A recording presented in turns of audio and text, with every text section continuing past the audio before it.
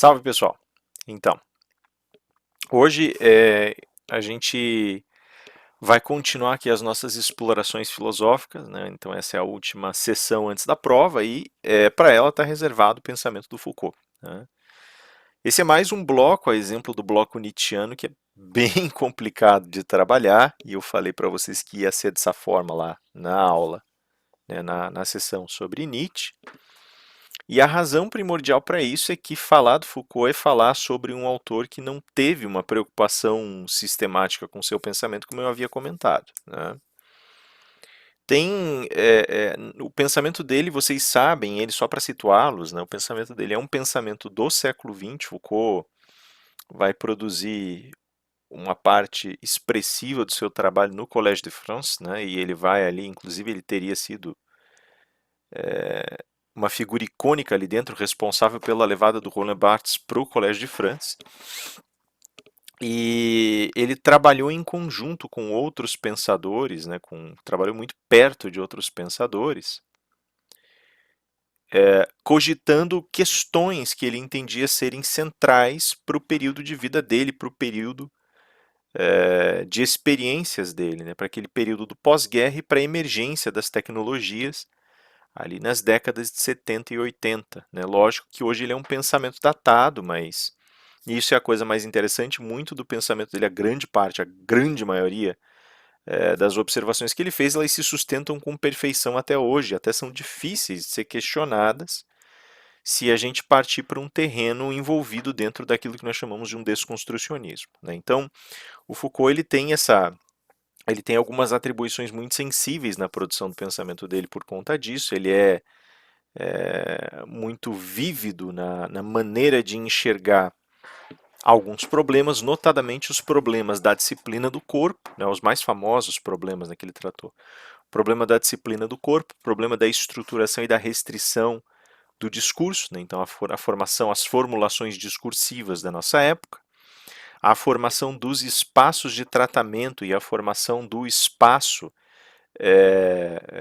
de restrição da liberdade, então a formação das penitenciárias, a formação dos espaços das esferas psiquiátricas, né? Tem uma reflexão bastante extensa sobre a formação do poder médico, do poder psiquiátrico, né? E nesse contexto, inclusive, faz uma coligação bastante interessante, demonstra a ligação profunda que existe entre poder médico e poder jurídico, né? Então, assim, é difícil também falar dos temas, né? Se a gente for olhar a coleção de obras do Foucault, a gente pode voltar atrás e pensar, por exemplo, na História da Loucura, um texto muito diferente desse do que esse que a gente vai ver hoje. Eu vou me servir de alguns pedacinhos dele também, né? Óbvio.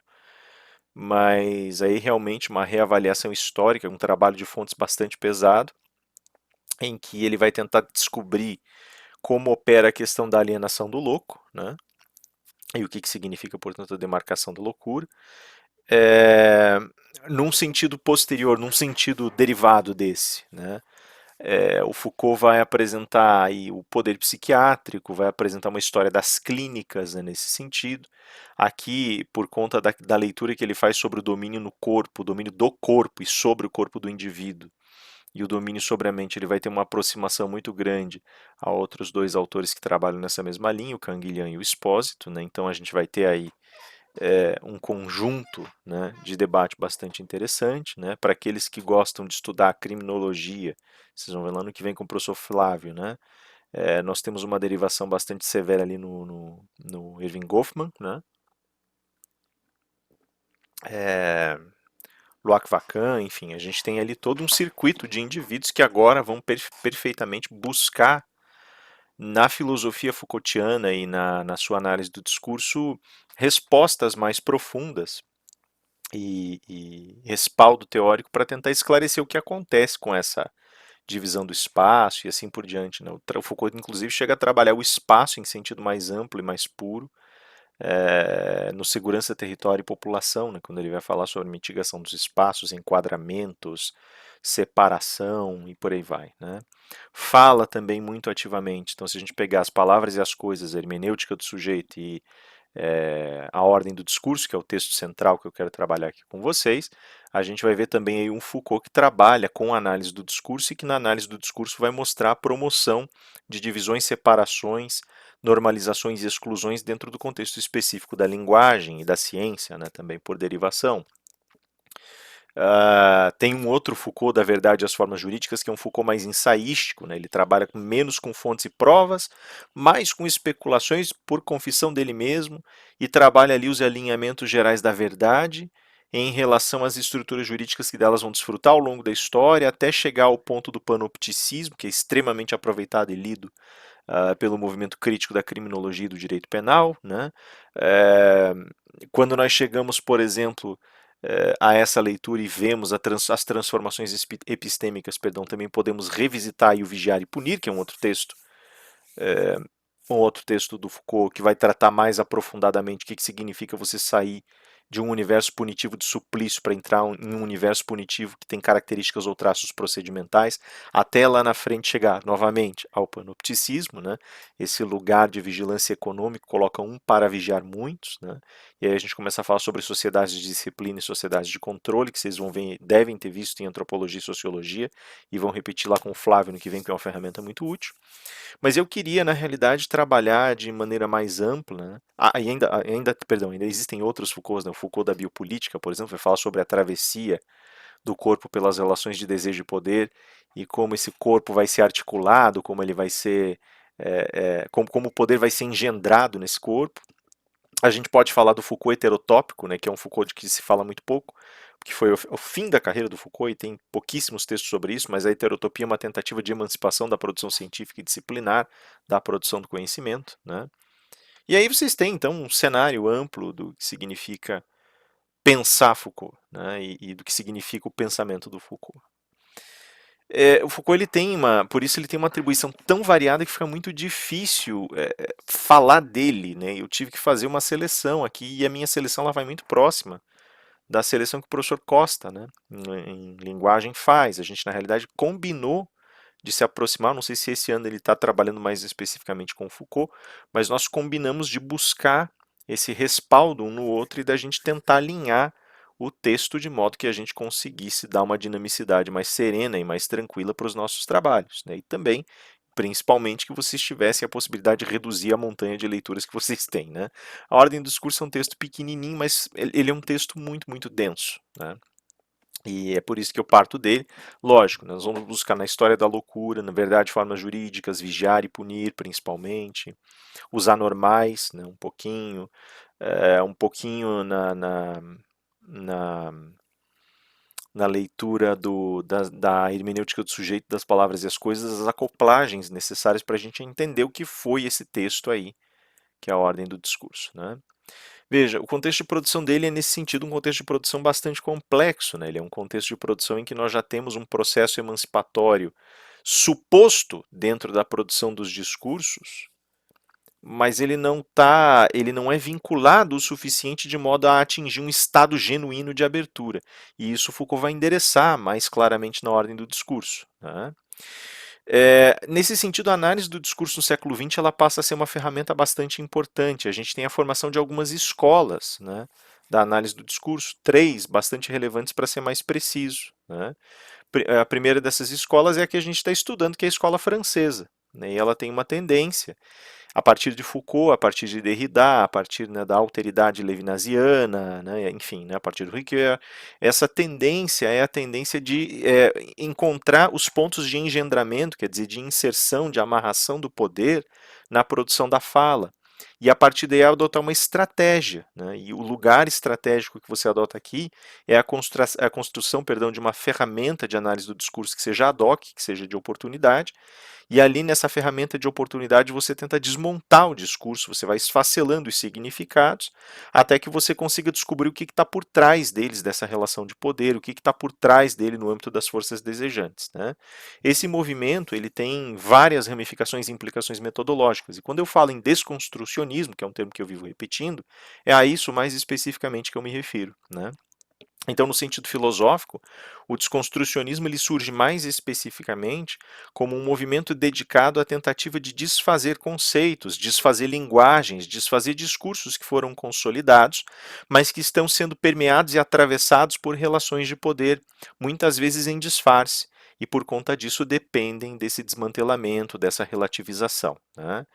Ele é um instrumento que começa muito bem, então se a gente for analisar ali de 60 para frente, principalmente as análises Foucaultianas, as análises do Barthes, né, que é o Roland Barthes foi um teórico literário, né, e ele tinha um estilo muito próximo ao estilo Foucaultiano, no sentido específico de não adotar atravessamentos metodológicos que entendia que iam ser restritivos da sua avaliação. Então ele buscava antes uma avaliação literária, um trabalho ensaístico, mas que ele dizia sempre gravitar em torno de uma pulsação mais genuína e verdadeira, né? E aí justamente o Barthes ele acaba se separando um pouquinho do Foucault nesse sentido, porque ele tinha uma leitura quase que ontológica das excitações e ânimos que vão aparecer representados nas obras literárias, nos discursos, né? Foucault já ele tem uma leitura muito diferente disso, né? O Foucault ele entende que existem posições estratégicas no discurso e essas posições vão sendo demarcadas e elas vão projetando sentido. A gente já vai analisar isso com mais cuidado, né? Tem uma segunda escola da análise do discurso que foi nutrida na Grã-Bretanha, tá? É uma escola que de alguma maneira conformou, ela deu uma visibilidade muito grande também para essa hipótese desconstrucionista, mas ao invés de mergulhar de cabeça nela, ela preferiu o percurso ao estilo Bakhtin, ao estilo, né, de uma leitura um pouco mais organizada de crítica, né, talvez um traço um pouco mais dialético mesmo, né, que daí foge um pouco desse desconstrucionismo, e levantou uma série de acusações e de denúncias do que diz respeito ao caráter ideológico da linguagem, né? Então, seguindo um pouco aquela premissa do Bakhtin, né? E aí, nessa desconstrução, acabou permitindo, né, de certa maneira, também a recomposição dos discursos. E aí vocês têm aí exemplos vívidos de temas que são mais afeitos a essa escola, então, como por exemplo o discurso jurídico, hoje em dia o debate sobre a pós-verdade, o discurso sobre os populismos e como os populismos influenciam a vida política contemporânea e por aí vai, né? E tem uma terceira escola que é a escola norte-americana, que é uma escola muito curiosa porque ela é muito mais pragmática do que as outras duas, né? E me parece que ela tem um envolvimento mais profundo com certas leituras da semiótica. Ela está muito mais ligada ao estilo de propaganda e ao contexto das representações, no primeiro momento. Ela alimenta um desenho muito diferente, que tem também traços, né, bastante críticos, mas que ao mesmo tempo procura confrontar a produção do discurso com os impactos que esse discurso vai gerar, né, com o objetivo que esse discurso gera. Dar um exemplo aqui para vocês, né? No desconstrucionismo francês, por exemplo, eu posso pegar o discurso sobre o animal e desconstruir a ideia de animal, animalidade, é, é, e através dessa desconstrução mostrar que existe uma pecha na palavra, que existe uma intenção, que existe um poder atravessando e assim por diante de desfazer essa ideia, né? Hoje de manhã ainda, participando de uma banca excelente, a gente discutia a questão do papel do animal em políticas, em circuitos ecológicos, enfim, por aí vai, o que é o animal e como ele deve ser posicionado. A gente travou uma discussão próxima disso quando a gente discutiu, debateu a questão dos sacrifícios de animais em circuitos religiosos, né, se é possível ou não é possível. Então ali você tem uma possibilidade de desconstrução, tentando detectar onde o poder vai tentar restringir determinadas ações ou estimular tantas outras. Então, por exemplo, classificar o animal como coisa, bom para consumo, por exemplo. A escola britânica ela é interessante, né? Na escola britânica, vamos pegar aqui o tema é, é, é, desse populismo, por exemplo. Então, a análise que se faz do discurso populista ela é uma análise que tenta deslocar o discurso populista do abrigo ideológico, mas tenta mostrar que ele pode ser permeado por várias ideologias. Percebam a diferença dos discursos e a diferença dos enfoques, né? E o norte-americano, o melhor exemplo que eu tenho foi um estudo de semiótica que eu vi num congresso, que eu achei fantástico, que tentava mostrar como a propaganda de uma churrascaria colocava um animal, voltando agora à questão do animal, né? Deveria ter falado do animal também na Grã-Bretanha, já falo se for o caso. Mas volta a questão do animal falando de um animal que é chamado de animal conspiratório. Essa era a tese que estava sendo apresentada pela pesquisadora. E o animal conspiratório é aquele bichinho de cartoon que aparece na propaganda, convidando você a ir ao restaurante, mesmo sendo que o animal vai ser o objeto da alimentação, né? Então tá lá o porquinho piscando para você, dizendo venha comer, vestido de cozinheiro, pronto para afiar a faca que inevitavelmente vai cortá-lo. Claro que ele não é mostrado cortado, né? Mas ele é o animal que entra em conluio com sua própria destruição. Por que existe esse impacto? Para aliviar aquela pecha que existe da brutalidade de você comer carne. Então, para convidar a pessoa dizendo, olha, não há problema em comer carne, se até o animal vai oferecer anuência. Então, são três ângulos, três aspectos, três perspectivas muito diferentes. Né? Então, desconstruir o conceito de animal na França. Vamos pegar aqui o conceito de animal na Grã-Bretanha, por exemplo. Né? Então, a gente poderia falar do animal simbólico e o que ele representa. A representação do lobo como ferocidade, a representação, enfim, né? O leão como a coragem, a nobreza, né? O estudo heráldico, né? E portanto como esse trajeto heráldico vai ser imiscuído em outras realidades. Vejam que tem uma carga mais conceitual. E entre os norte-americanos essa coisa essa maleabilidade do marketing, da propaganda, né? Que é absolutamente admirável no sentido semiótico, no sentido da formação do corpus linguístico, né? Quer dizer, da totalidade da linguagem de um determinado grupamento. Então, isso só para dar para vocês aqui o cenário, não quero me deter muito aqui porque a conversa é bem longa, mas esse seria o cenário do século XX, né, na análise do discurso. E o Foucault está inserido nesse contexto. Desculpem, ele é na realidade uma das forças gravitacionais na construção da análise do discurso na França. Ele é basicamente uma das fontes, uma das forças por trás da formação dessa escola. Né? Eu vou passar muito rápido por isso aqui, até porque todas as experiências que eu tive em anos anteriores de comentar isso que eu nem gosto de comentar isso aqui na verdade, porque para mim, francamente, o pensamento Foucault ele está tão além dessas considerações temáticas, né? Eu brinco com o pessoal brinca comigo assim, falando, professor Rafael não gosta de Foucault. Não, eu gosto de Foucault, eu gosto bastante da obra dele. Mas eu gosto da obra dele não filtrada, né? Porque o Foucault ele tem muitos comentadores, né? Tem bons comentadores, né? Tiago Ribas, por exemplo, um amigo querido, é um comentador fantástico de Foucault. Né? Não só um comentador, mas um pesquisador de temas Foucaultianos, né? De Foucault, temas Foucaultianos, e comenta muito bem a obra de Foucault também, né? Mas justamente por não ser só um comentador é excelente. Mas assim, o pessoal geralmente faz comentários à obra de Foucault e daí tenta esquadrinhar para poder deixar a compreensão mais clara. Não acho isso um erro, um equívoco, não é um crime. Mas perde um pouco da força. A gente já vai ver que o próprio Foucault criticava isso. Então, assim, eu prefiro ler Foucault não filtrado, mas para quem quiser ir só para vocês saberem, daí se vocês eventualmente entrarem numa roda Foucaultiana de discussão, alguma coisa do gênero, quiserem usar o Foucault para alguma coisa, tem 4 blocos. O primeiro que está ligado à epistemologia, chamado de epistêmico, daí tem o genealógico, o arqueológico e o biopolítico. São 4 olhares que o Foucault teve ao longo da história do pensamento dele. Né? Então, assim, quando a gente fala do epistemológico, ele está tentando buscar uma raiz de produção conceitual. Né? Está tentando buscar conceito mesmo, conceito. Né? Então ele está trabalhando grandes universos ou grandes paradigmas conceituais, ele está trabalhando com fontes. Né?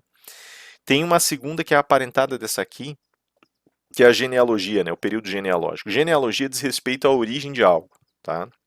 Então quando você vai estudar genealogia, você começa a explorar a origem de determinado elemento que está diante de você, exposto para análise. Então, por exemplo, você vai analisar a tua família, você vai estudar a árvore genealógica para saber a origem. Né? Isso é genealogia.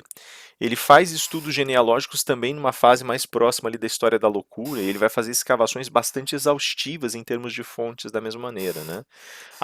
Na fase epistêmica, talvez ele se afaste um pouco dessa primeira análise de fontes, ele ainda mantém, mas ao mesmo tempo ele começa a ver grandes desenhos epocais instruídos. Né? O que eu quero dizer com isso? Ele vê grandes ciclos de pensamento.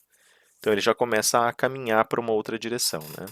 Você tem uma outra fase que é a arqueológica. A fase arqueológica ela é uma das fases mais delicadas porque ele começa a reler as estruturas históricas, não pura e simplesmente pelas fontes, mas por um conceito que é o conceito de artefato. Né? O artefato ele é um conceito da arqueologia, ele é um instrumento da arqueologia. Um artefato é qualquer objeto que expresse ou emane elementos culturais.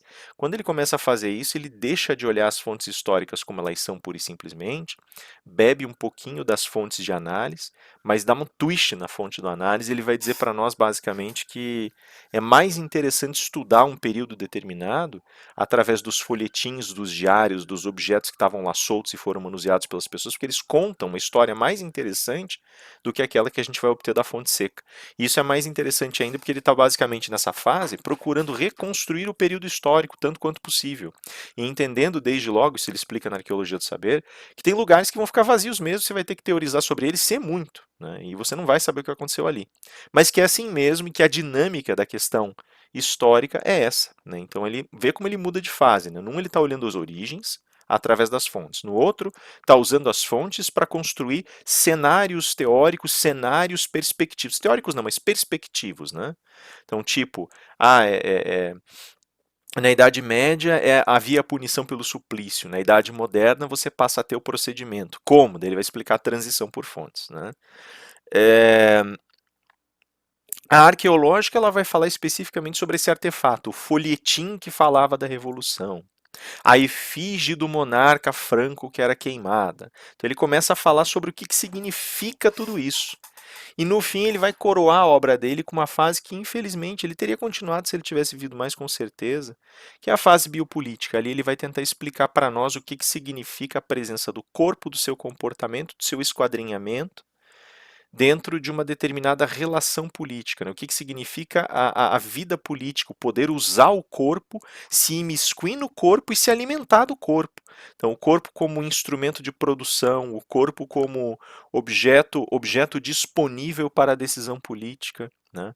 O corpo como objeto desnudado para a produção política, que é algo que vai ser continuado na esteira do George Agamben, né? Aquilo que ele vai chamar de vida nua, né? A vida nua. Então nós somos basicamente vida bios, né? Mas não somos vida zoé, ou ao contrário, né? Nós acabamos sendo chamados vida bios e acabamos sendo aniquilados como vida bios, né? A vida reflexiva, né? O padrão reflexivo de vida. Então, assim, a gente tem aí justamente toda uma estrutura que diz respeito a um caminho, um percurso que o Foucault seguiu na produção da obra dele, né? Eu vou deixar isso aqui para vocês nesse estado mesmo, não vou me envolver mais com isso, qualquer coisa a gente conversa mais para frente sobre essas estruturas. Como eu disse, eu não gosto de lidar com elas. Cada texto fala por si mesmo, e o próprio Foucault dizia isso na Arqueologia do Saber. Nunca quis criar um sistema filosófico, nem um sistema de pensamento, nem dar continuidade nas minhas obras. Cada uma analisa um objeto, ela tem um alvo e ela vai lidar com esse alvo do melhor jeito possível. Inclusive quando elas estão mais ou menos na mesma fase, aspas, ou quando elas estão dialogando mais ou menos com as mesmas leituras metodológicas aí, ou contra-metodológicas, né? Foi justamente o que eu coloquei aqui no final, para fechar essa primeira parte, existem métodos e contramétodos, né? O Foucault ele é um desses mestres, tem uma habilidade muito grande em criar críticas metodológicas. E por isso mesmo talvez ele fuja muito, ele é um crítico muito feroz do método, ele tenta encontrar instrumentos alternativos, né? Como a gente já vai ver, para poder fazer as análises dele, né?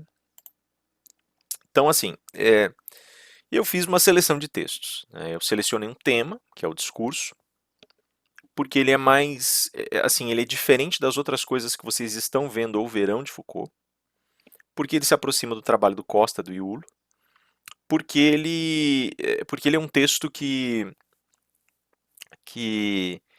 é rico e ele é o desaguar de muitos outros textos em certa medida, né? E é fonte de tantas outras coisas, né? Então aqui, eu já coloquei aqui de cara, né, que quando eu puxo a ordem do discurso, eu não consigo trabalhar sem a hermenêutica, eu particularmente, tá? Não estou dizendo que qualquer pesquisador vá trabalhar sem, ou não possa trabalhar sem. Mas eu, Rafael, não consigo ler a ordem do discurso sem atravessar a hermenêutica do sujeito e as palavras e as coisas, que são duas outras obras dele, né?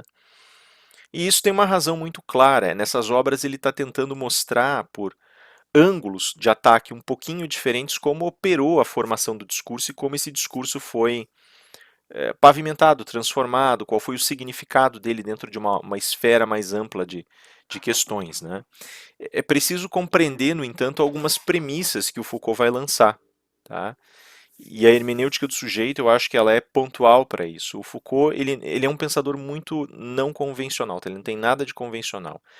A gente viu até aqui, a gente chegou em Nietzsche, e o Nietzsche era necessário para a gente entender isso, que há uma tensão quando a gente começa a falar sobre um sujeito na produção filosófica.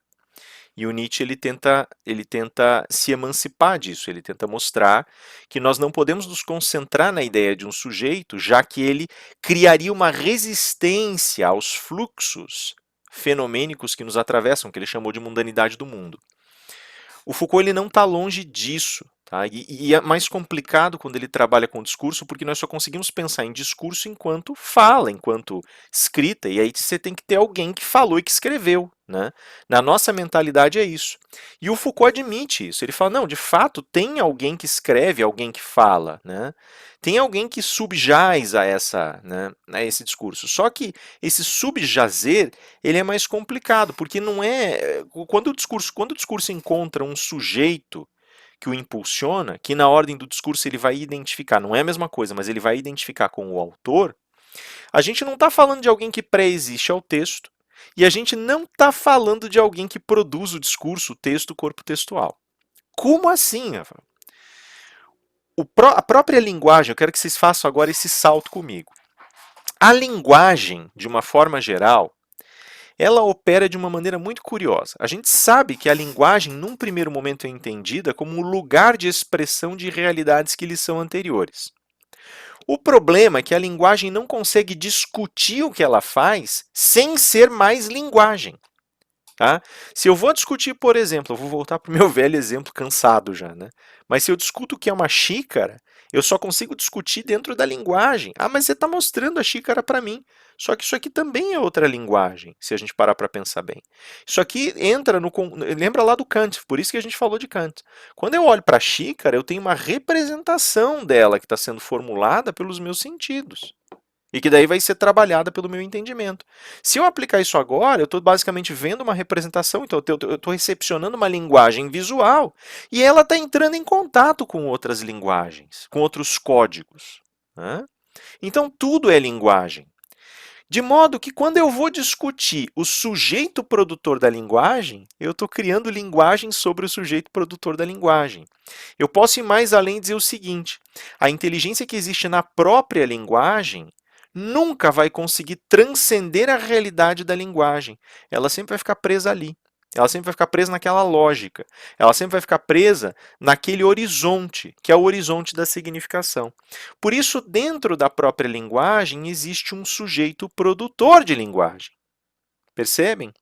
Então, quando o Rafael está aqui falando essa aula, por exemplo, está aqui falando nessa sessão, o que ele está dizendo, que está ficando gravado, não é o Rafael, não é algo que o Rafael construiu. Por uma série de razões. A primeira delas sendo a linguagem que o Rafael produziu, engoliu o Rafael e pôs o Rafael nessa caixinha aqui do lado, que também é linguagem. Os gestos do Rafael, o jeito do Rafael falar, a voz do Rafael, tudo isso é linguagem. Então o Rafael agora é um prisioneiro dessa linguagem. Isso é uma questão que ele discute mais a fundo nas Palavras e as Coisas. Ele vai falar no começo do livro, ele descreve a obra do Dom Quixote e fala: Dom Quixote foi o cara que, de tanto ler romances de cavalaria, achou que era cavaleiro. O que aconteceu foi que ele se imiscuiu nessa narrativa e ficou preso nela. Percebem? Porque ele é o único com essa narrativa. Ele vai usar o Las Meninas do Velázquez também para falar do olhar que é trocado nas representações da obra e como esse olhar te chama para a obra e como você fica dentro da obra, como você está impresso na obra. Vai falar do problema da enciclopédia chinesa, né? Que daí não vem ao caso, é mais para frente, é quando ele vai esquadrinhar a linguagem. Todos esses elementos mostram então que existe um sujeito na linguagem. Tá, mas e o sujeito que antecede, né? Então ele veste esse sujeito na linguagem como uma luva, né? Não. Porque nós só podemos trabalhar com linguagem. Tudo que nós vemos através dos filtros da linguagem. Então não existe nada além dela, só existe ela. Percebem? Então nós não podemos, a hermenêutica do sujeito ela é um conceito dúbio, muito interessante. O que ele está dizendo para nós na hermenêutica do sujeito, aliás, reforça esse ponto. Ele vai falar assim, grosseirissimamente, desde a antiguidade grega, nós temos uma formulação feroz do conhecimento, que o demarca e o aprisiona, qual seja, Nós saímos de uma traição que algumas pessoas atribuem a Sócrates, lembrem lá do começo do curso, uma frasezinha que na realidade era um dístico da porta do oráculo de Delfos, teria sido repetido por Demócrito e mais uma vez repetido por Sócrates. Conhece-te a ti mesmo. E essa regra fundamental, aspas, né, que foi estabelecida na linguagem, fez com que a gente começasse a se contemplar e com que as pessoas que conseguissem entender suas próprias motivações se tornassem pessoas mais relevantes na formulação do discurso. Aspas, tá? Essas pessoas, elas acabam, na realidade, o que acontece é que esses indivíduos começam a atingir status e o próprio discurso reforça essa posição. Quem mais conhece a si mesmo tem domínio sobre essa jornada interior necessária, então, claro está que vai conhecer todas as demais coisas. Porque se conhece a si mesmo, visita aquele lugar da coisa em si que o Kant comentava, aquele lugar da essência que é tão difícil de achar, e por isso sabe, conhece a estratégia para encontrar a essência. Por isso vai conhecer a essência das outras coisas e pessoas. Mas sabe o que é, tem que ser ouvido. Assume posição de liderança. Então vejam, por que o Foucault coloca isso? Ele está dizendo, primeiro, que a ideia de uma individualidade, de uma introspecção individual e de um sujeito emergente, perdão, dessa introspecção, sujeito é aquele que tem capacidade de agir no mundo, estão permeados por uma construção discursiva. Segundo, que esse discurso está permeado pelo poder. Ele é feito pelo poder e para o poder. Percebem? Então esse sujeito ele é vazio de realidade concreta, não tem nem por que falar disso. Existe um permear do discurso que gera poder ao redor dessa figurinha do sujeito, tá? E tudo isso por uma estratégia, né? O que o Foucault vai chamar lá atrás, esse conhece-te a ti mesmo, ele vai chamar de estratégia do cuidado de si. Ele vai dizer que quem tem mais cuidado consigo mesmo sabe se cultivar e cresce mais, e por crescer mais, assume uma posição mais central num cenário que exige essa marcha. Ele vai ressignificar isso dentro desse texto aqui, quer dizer, ele vai dar um outro nome, né? Ele vai dar uma outra designação, um outro significante, né, para isso, e eu já vou explicar ele melhor, né? Veja, o contraste entre antiguidade e modernidade suscita exatamente o que a gente está discutindo aqui, né? A hermenêutica do sujeito ela vai, salvo engano, até a Idade Média. E as palavras e as coisas começam a falar já desse traçado moderno. E ele vai falar muito disso na ordem do discurso. Ele vai dizer para nós que existia um certo ritmo estratégico, um certo compasso estratégico para a formação da linguagem na Antiguidade e na Idade Média. É engraçado porque se a gente visitar um outro texto dele, né, que é a História da Loucura, ali ele vai deixar mais vivo por que ele fala sobre essa questão da Antiguidade, né, e da Idade Média, e como essas questões se entrelaçam com uma certa forma de você recepcionar a capacidade criadora do discurso, né? Ele usa muito a figura, evidentemente, se ele falando da história da loucura, ele vai usar a figura do louco. E lá pelas tantas ele fala que o louco ele traz um problema para a mesa, né? Porque o discurso do louco ele é um discurso que interrompe a construção das representações gerais que os indivíduos trabalham, têm. E nessa interrupção ele acaba sendo inconveniente, né? Esse incômodo, essa inconveniência que o louco gera. A gente não está falando da pessoa que tem algum transtorno, não é isso. Muito embora ela possa estar incluída. O louco é aquele que destoa, é aquele que tem um discurso, né? O louco ele surge, ele emerge, né? O discurso da loucura emerge como um discurso dissonante. Né? Ele é um discurso que cria rupturas nas relações de representação. E por isso ele vai desfazendo as tramas de poder que o discurso cria. Né? O louco, porque ele aparece dessa forma, ele acaba sendo isolado. É necessário isolá-lo para que você mantenha a estrutura das suas próprias relações humanas. Deixa eu colocar um exemplo aqui. E é um exemplo bem simples. Né? Ele até não fala tanto especificamente do lugar da loucura, né? Do lugar linguístico da loucura, mas ele é mais geral. Nós criamos cadeias representativas. Então eu não sei se vocês já falaram, por exemplo, com alguma pessoa, pode escolher à vontade aí. Né? E é desse lugar que o Foucault, em sua medida, parte. Né? Vai partir das pesquisas do Janet, vai partir das pesquisas do comportamento, da psicologia, né? Evidentemente dos psicanalistas e psicólogos posteriores ao Janet na sua origem, né? Mas ele vai dizer assim para nós, olha, aliás, ele vai dizer não, perdão, mas exemplo, né? Você já tentou falar com alguém que é ansioso? A ansiedade ela é muito comum hoje em dia, então é possível que, inclusive, eu esteja falando para alguém que é ansioso, para muitos alguém ansiosos. Vocês sabem que eu sou ansioso, comentei isso na sessão passada. Você fala para a pessoa ansiosa, acalme-se. O que você está olhando diante de você não é um problema consumado. Acalme-se. A situação que você está vendo, ela não é uma situação real. Né? Uma pessoa que é ansiosa, por exemplo, ela pode começar a olhar no relógio, porque ela está atrasada, e ficar desesperada porque está atrasada 15 minutos, né? Ficar em tensão porque está atrasada 15 minutos. Uma outra pessoa poderia olhar para ela e dizer, olha, atrasos acontecem, relaxa. Né? É, essa outra pessoa ela está falando para a primeira, atrasos acontecem, relaxa. A pessoa ansiosa, escuta? Ela não escuta. O paranoico, né? Se diz ninguém está te perseguindo, é claro que está, você que não consegue ver, porque é um ardil. Ou talvez você esteja mancomunado com quem me persegue. Né? Enfim, né? Então aqui já tem dois exemplos possíveis. Né? O que, que acontece? Né? A gente pode falar do melancólico e do depressivo, olha, anime-se e tal, nada faz sentido. Por que, que existe essa imunização? Tá? Essa imunização, você vai dizer assim, tá, mas você está falando sobre traços muito definidos da psique. Sim, tô. E eles, enquanto ordem representativa, eles definem uma escala de coisas, né? Uma escala de significações. E nessa escala, teu mundo está conformado, você não quer sair dali. Ninguém quer. Né?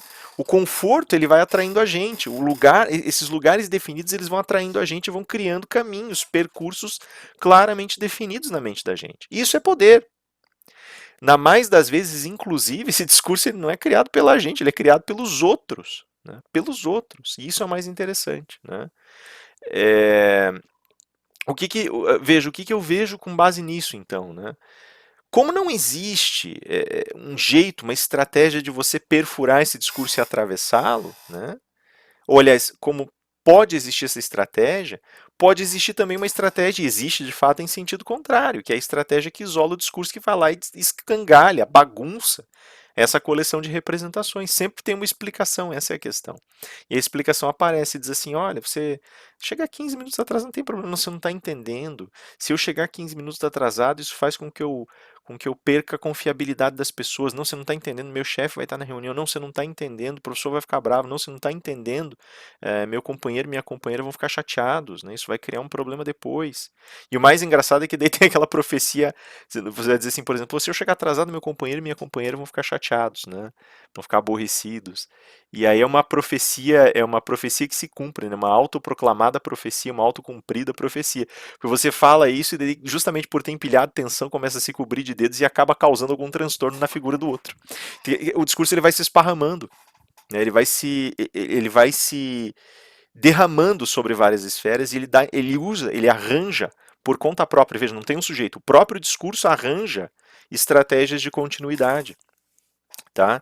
Então é esse o sentido, é por isso que ele está falando sobre esse confronto aqui. Né? Na antiguidade nós víamos isso com clareza, na Idade Média víamos isso com clareza, e havia estratégias de exclusão, mas o lugar de produção criativa do discurso estava muito presente ainda. Porque o modelo social ele tinha impedimentos, mas ele não conseguia expandir esses impedimentos até uma área suficientemente eficaz. Mas a modernidade muda esse jogo, e ela muda por conta dos discursos científicos. Né? O Foucault não vai abordar Descartes, a gente poderia aqui. Né? Ele vai abordar o discurso médico, e ele vai começar a alegar que o discurso da modernidade, isso nas palavras e as coisas, ele começa a ser esquadrinhado. E aí nós começamos a ver instrumentos que vão ser mais ferozes na maneira de excluir esses discursos de interrupção e de criar uma continuidade. Tá? Ou pelo menos uma impressão de continuidade. E a gente vai analisar alguns desses mecanismos por aqui, eles são super importantes para nós.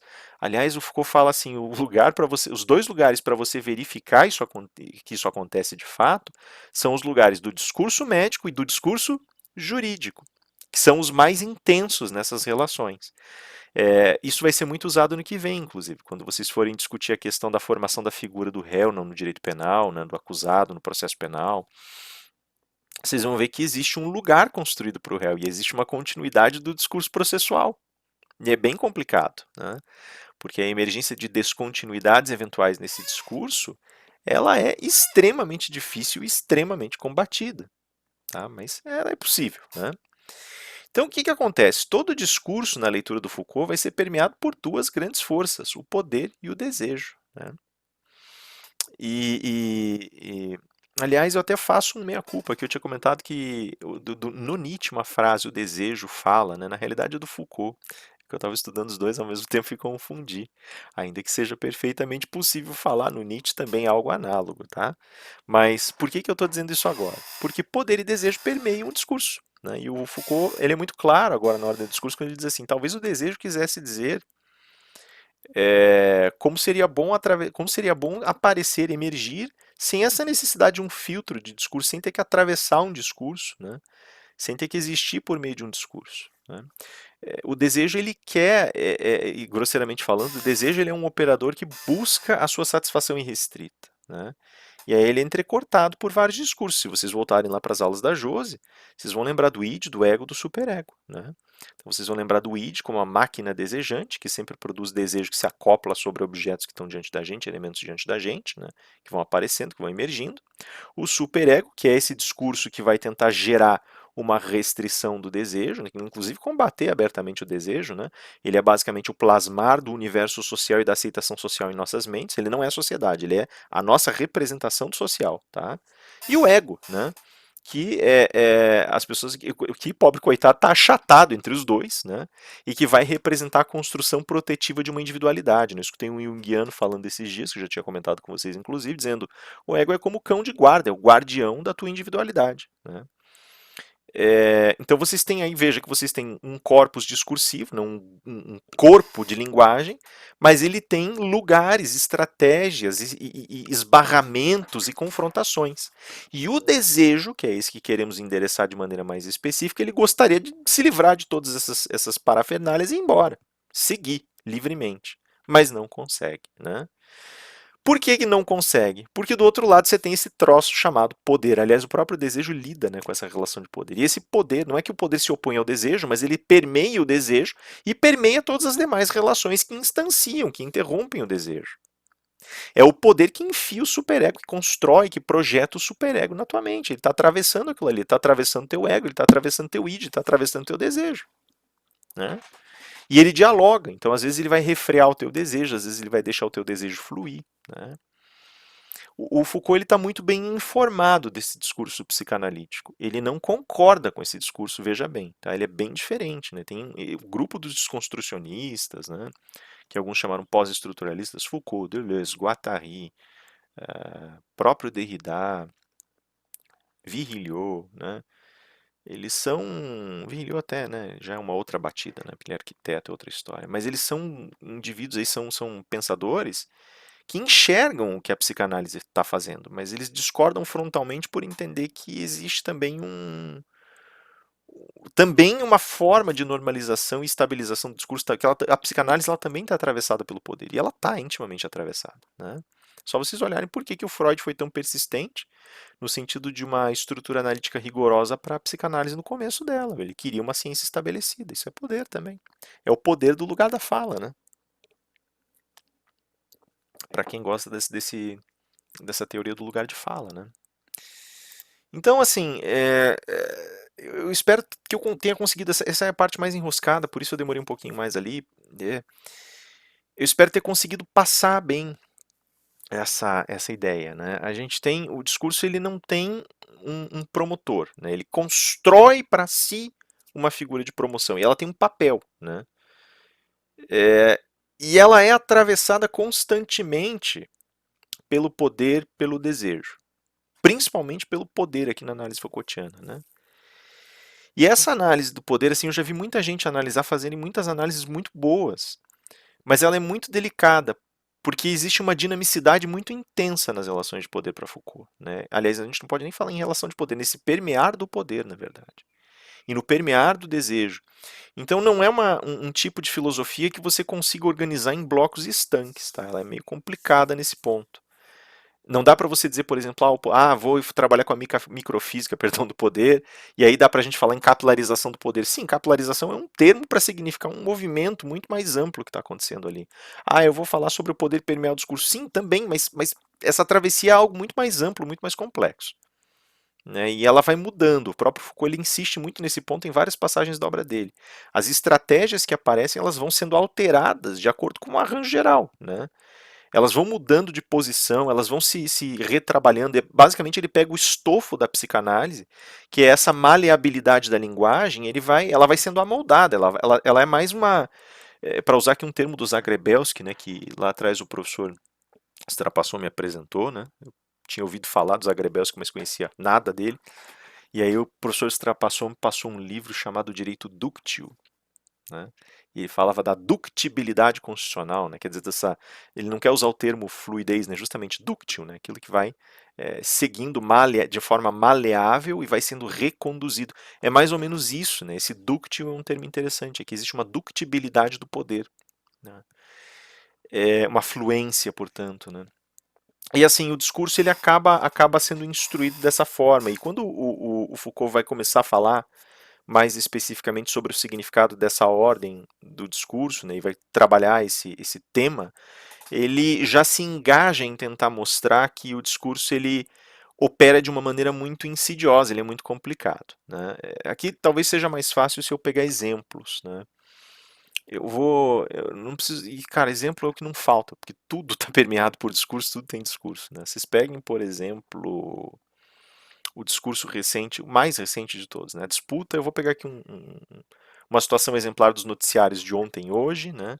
A disputa, tem tantas, né? Mas a disputa pelo Coronavac, né? Então estavam falando, porque o Coronavac vai salvar a pátria, porque está sendo desenvolvido no Butantan, etc, etc. A gente comentou em alguns dos debates, inclusive, e criou-se um corpus textual ao redor dessa questão do Coronavac. Né? Esse corpus textual ele parte já dos dados científicos que estão sendo produzidos no Butantan, dos estudos e assim por diante. Isso é corpus textual. Parte, evidentemente, das notícias, mas veja que ele também parte dos discursos políticos que, de alguma maneira, evidenciam como, eu acho deselegantes até, né, mas eles evidenciam como essa questão está sendo atravessada pelo poder. Tá? Não precisaria, na verdade. Né? A questão seria muito mais eloquente se tivesse sido deixado em paz o assunto e a gente parasse para pensar, por exemplo, no desenvolvimento, na corrida para o desenvolvimento de uma vacina global que está chegando, imaginamos, a seu desfecho. Né? Então a gente já tem lá na Grã-Bretanha, já tem 5 laboratórios aí que estão, um alemão, um britânico, acho que são 2 americanos e 3 europeus que estão em fase de conclusão, a Pfizer, enfim, né? E esses lugares que produziram linguagem científica, porque tudo isso é linguagem científica, são códigos científicos, linguagens científicas codificadas, e trouxeram à tona essa solução do problema, ou estão trazendo, ou, né, ou esperam trazer, elas estão jogando com algo que é atravessado por relações de poder. Quem tem o poder, senão aquele que detém esses códigos, que detém esses mecanismos, né, formulaicos, né, então em fórmulas, ritualizados de produção de uma cura. Então existe aqui um discurso para a cura e um discurso da cura. Né? E isso, veja o choque que isso gerou, ao ponto do Trump, por exemplo, vir falar em público que essas empresas teriam retido a, a, a, a informação do avanço, né, e dos sucessos que tinham tido com os testes, né, ainda que não esteja pronta a vacina, para prejudicá-lo em sua campanha. Tão permeadas estão as relações de poder por isso. Lógico que ele não precisava ter declarado isso, não precisava ter falado, né, e não deveria ter falado, né, penso eu. É uma acusação que não tem provas. O discurso ele tem suas manobras. Se eu for pensar friamente no âmbito do discurso, gerou impacto, mas é evidente que gerou impacto. Negativo para ele? Provavelmente. Adianta falar? Não, não adianta. Só faz com que você apareça justamente na continuidade do discurso, né? Como tem os comediantes feito, como tem os jornalistas criticado, que você pareça uma criança birrenta que não quer largar o brinquedo que acabou de perder. Então perceba que tudo isso, tudo que eu estou falando, mas você está fazendo associações tão soltas. Não, na verdade isso é o corpus textual operando.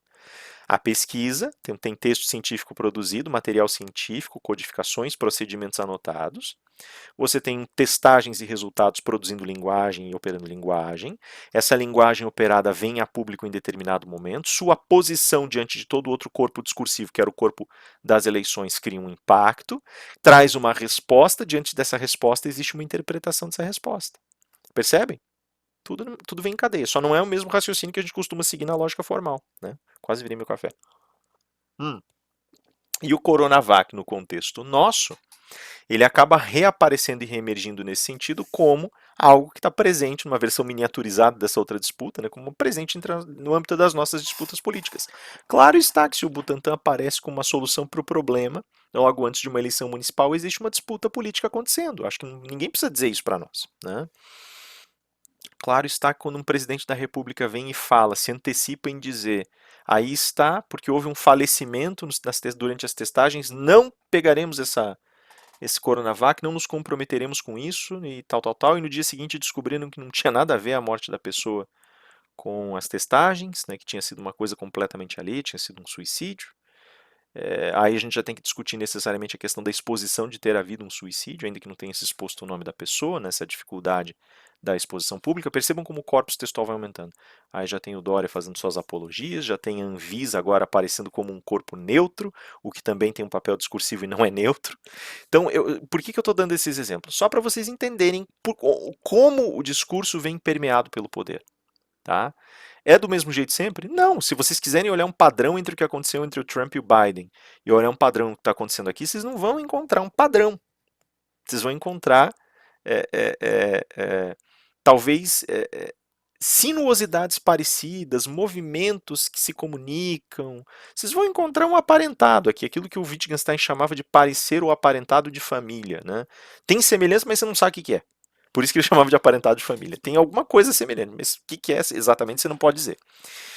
Então, assim, o que acontece? O discurso, por conta disso, ele começa, por ser permeado pelas relações de poder, ele vai ser trabalhado, ele vai ser cinzelado de uma maneira bem complicada, porque tem certas coisas, certos eventos que aparecem como travessias, eles vão interromper o discurso. Né? E essa interrupção ela é muito complicada, ela é muito grave. Já que ela pega essa cadeia de representações contínuas que eu acabei de descrever para vocês, então da produção do remédio até o anúncio, a construção eleitoral, o reclame, tem uma continuidade, vocês percebem que tem uma continuidade. E aí que está a questão, essa continuidade ela é confeccionada. Né, porque a inserção do poder ela está alinhando representações. O problema é que sempre aparece algo para desalinho. Aí você vai pensar assim, tá, mas quando um Trump, por exemplo, reclama, quando um Bolsonaro reclama, quando um Dória se manifesta e reclama, não está acontecendo uma interrupção do discurso? Não. Porque ali você está encaixando a resposta, está encaixando essa estratégia dialética dentro da acoplagem representativa do discurso. O que desmancha o discurso é um outro papo, é uma outra linha de pensamento que vem de fora das estruturas já arranjadas, que vem de fora desse jogo das normalizações, do combinado anterior da linguagem. E isso sim, então por isso eu falei agora há pouco do discurso do louco. Isso sim traz à tona uma interrupção. Por exemplo, você quer ver uma interrupção realmente sólida no debate entre o Bolsonaro e o Dória e a questão do Coronavac? É só alguém levantar a mão e perguntar: tá bom, como é que fica a situação das pessoas que dependem do medicamento enquanto vocês discutem e ninguém arranja uma solução? E não é o falar, vejam, não é o falar. Você não precisa verbalizar, tá? Isso é o mais interessante, vocês percebam, ao longo de toda a questão do coronavírus, houve pequenas inserções e poucas discussões a respeito da exclusão social que foi agravada e que de alguma maneira sofreu a letalidade mais intensa, né? E a exposição mais intensa a esse vírus em virtude de problemas, questões estruturais que vêm desde antes. Esse discurso ele é sufocado. Percebem? Esse discurso é sempre sufocado. Né? Uma discussão que explodiu na cara de todo mundo e começou a aparecer como interrupção. Né? A questão da soltura de presos que estavam sob condição de risco, porque nas prisões eles estavam muito mais expostos e não havia condições de isolá-los. Aí o bate-boca começou, por quê? Porque o preso ele é excluído da roda de discussão, porque o lugar da prisão é o lugar de uma marginalidade que ninguém quer olhar. Quando isso foi trazido para o circuito de discussão, interrompeu o discurso do coronavírus de solidariedade, e veja exatamente o discurso da solidariedade, né? Todos de mãos dadas, vamos usar a máscara, vamos isso, vamos aquilo. Apareceu isso, o grito que veio de Deus e o mundo, não estou dizendo que as mesmas pessoas que defenderam solidariedade iriam defender a manutenção do indivíduo na prisão, não é isso, mas o grito que apareceu, o clamor que apareceu foi esse. Agora estamos olhando na cara a possibilidade de indivíduos morrerem em oposição à possibilidade de nós estarmos à mercê no cometimento de crimes. E isso também está permeado pelas relações de poder em sua medida, mas está criando uma interrupção, porque existe um brado no fundo disso. O brado da marginalização. Percebam, então, essas questões que criam atrito. Isso é justamente aquilo que o Foucault chamou lá atrás de loucura. A loucura ela aparece como um lugar de marginalização. Você não precisa necessariamente falar sobre o transtorno mental para falar de loucura. Você pode falar sobre modos de vida dissidentes, sobre expectativas dissidentes, discursos completamente dissidentes. E eles têm que ser excluídos, segundo esses mecanismos. Por isso, volta a insistir, o Foucault fala, é tudo dinâmico, porque a partir do momento em que isso emergiu, já o discurso normalizado começa a operar a sua inteligência para engolir aquilo, cooptar, para calar, para cortar, para expulsar. E aí nós temos três primeiros sistemas ou mecanismos dentro do discurso que vão operar esse olhar externo. Tá? O discurso vai ter um olhar externo e um olhar interno. Então o discurso está olhando para fora dele, está vigiando tudo que não é ele. E aí ele tem três estratégias. Ele interdita, ele exclui, ele separa. Essas três estratégias elas são muito claramente definidas. O que é interdição? Interdição é calar. Né? Eu comentei com vocês em um debate, um dos meus orientandos ano passado fez um trabalho genial, achei, sobre resistência anticarcerária, e a gente estava discutindo um dia, ele falou assim, poxa, eu estou tentando procurar material sobre a revolta de Ática, né, que foi a origem, uma das grandes origens focais lá atrás, décadas atrás, do movimento de resistência anticarcerária, então vai esparramar o movimento a partir dos Estados Unidos, e enfim, né? Mas não tem relato, não tem história, só fala que aconteceu e acabou-se. E aí vem a grande questão, por que que você vai manter um relato, né? Por que que o sistema vai manter um relato que o afeta e que o fere? Ele não vai. Exatamente esse é o ponto da interdição. O que que você faz? Você vai lá e interdita, você cria uma barreira, cala e expulsa. Né? Se cria uma barreira para que não chegue a fala. Né? Caso a gente fez a discussão do caso Mariana Ferrer, ele é um caso complexo, eu não sou penalista, vocês já conhecem minha opinião sobre o caso, tendo lido a sentença, mas eu ando desconfiado, já estava conversando com a Mili, tem mais coisa que deveria ser vista ainda no âmbito da produção probatória, preciso ver, parece que a audiência está disponível, eu quero ver para ver o que rolou na audiência.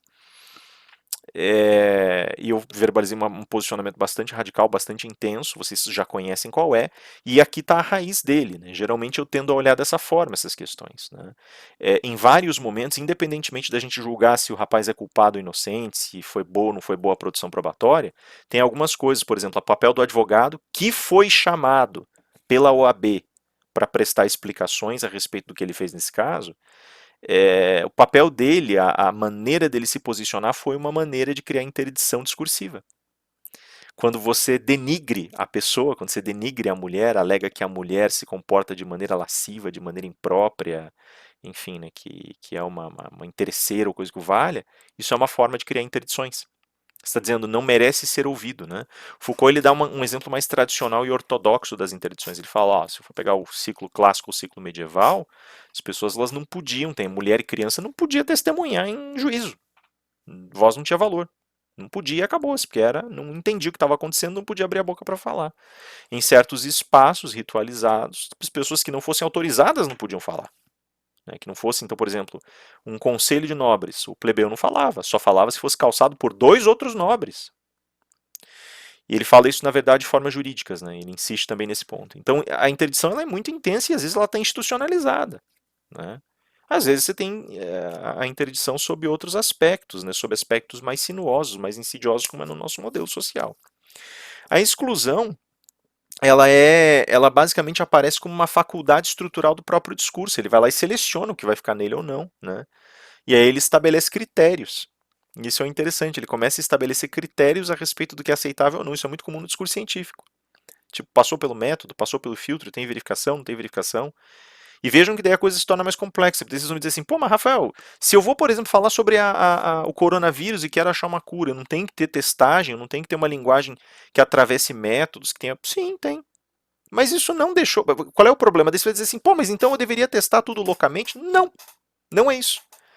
A questão é como a Thaís me passou um vídeo, eu achei muito interessante, de uma escritora moçambiquenha, e ela falava assim: nós temos nossos próprios métodos e medicamentos, nós temos nossos processos de cura naturais, e somos levados, e veja, né, a questão da exclusão, levados a recusá-los porque nós recebemos essa estrutura científica de fora e nós rejeitamos a nossa própria raiz.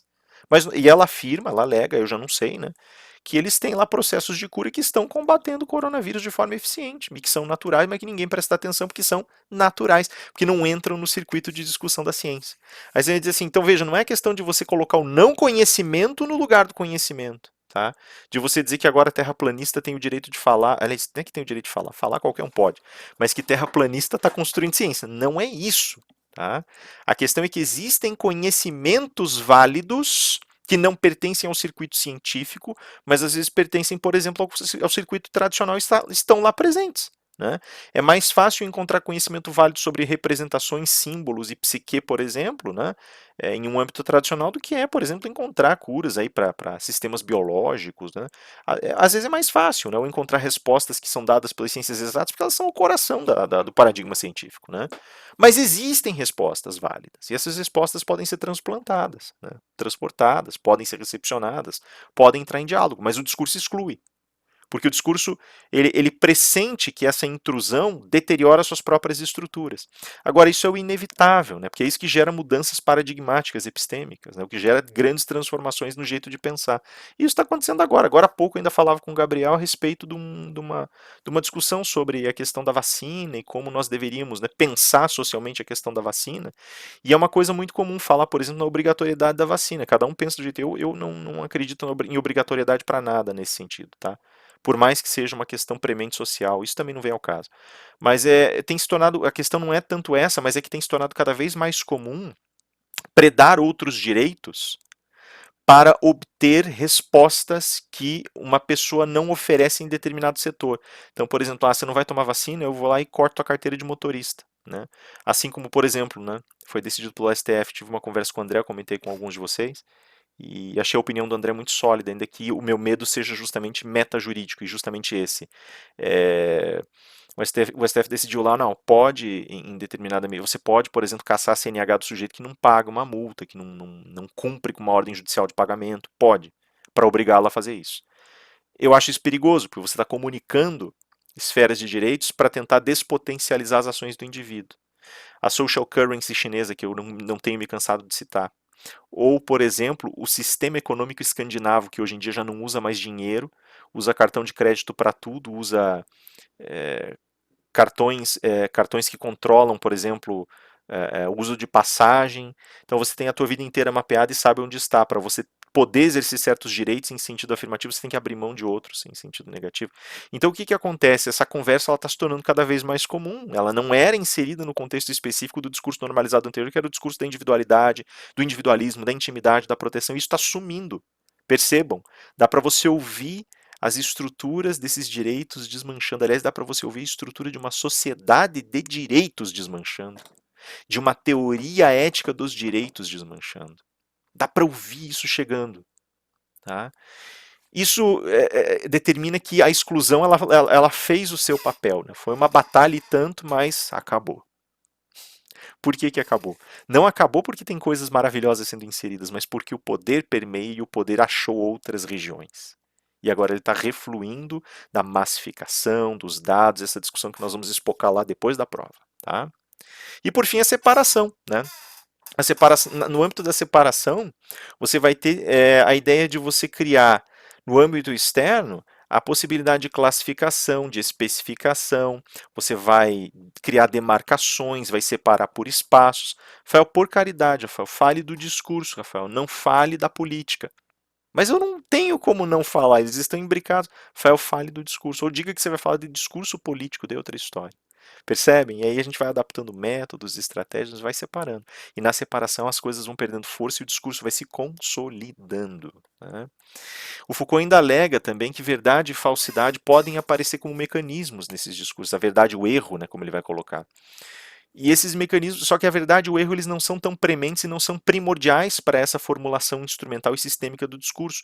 Eles são, na realidade, adaptáveis, instrumentos adaptáveis. A verdade e o erro mudam de lugar. Imagina o que ele pensaria agora, depois da declaração fundamental do Baudrillard, do pós-verdade. Né?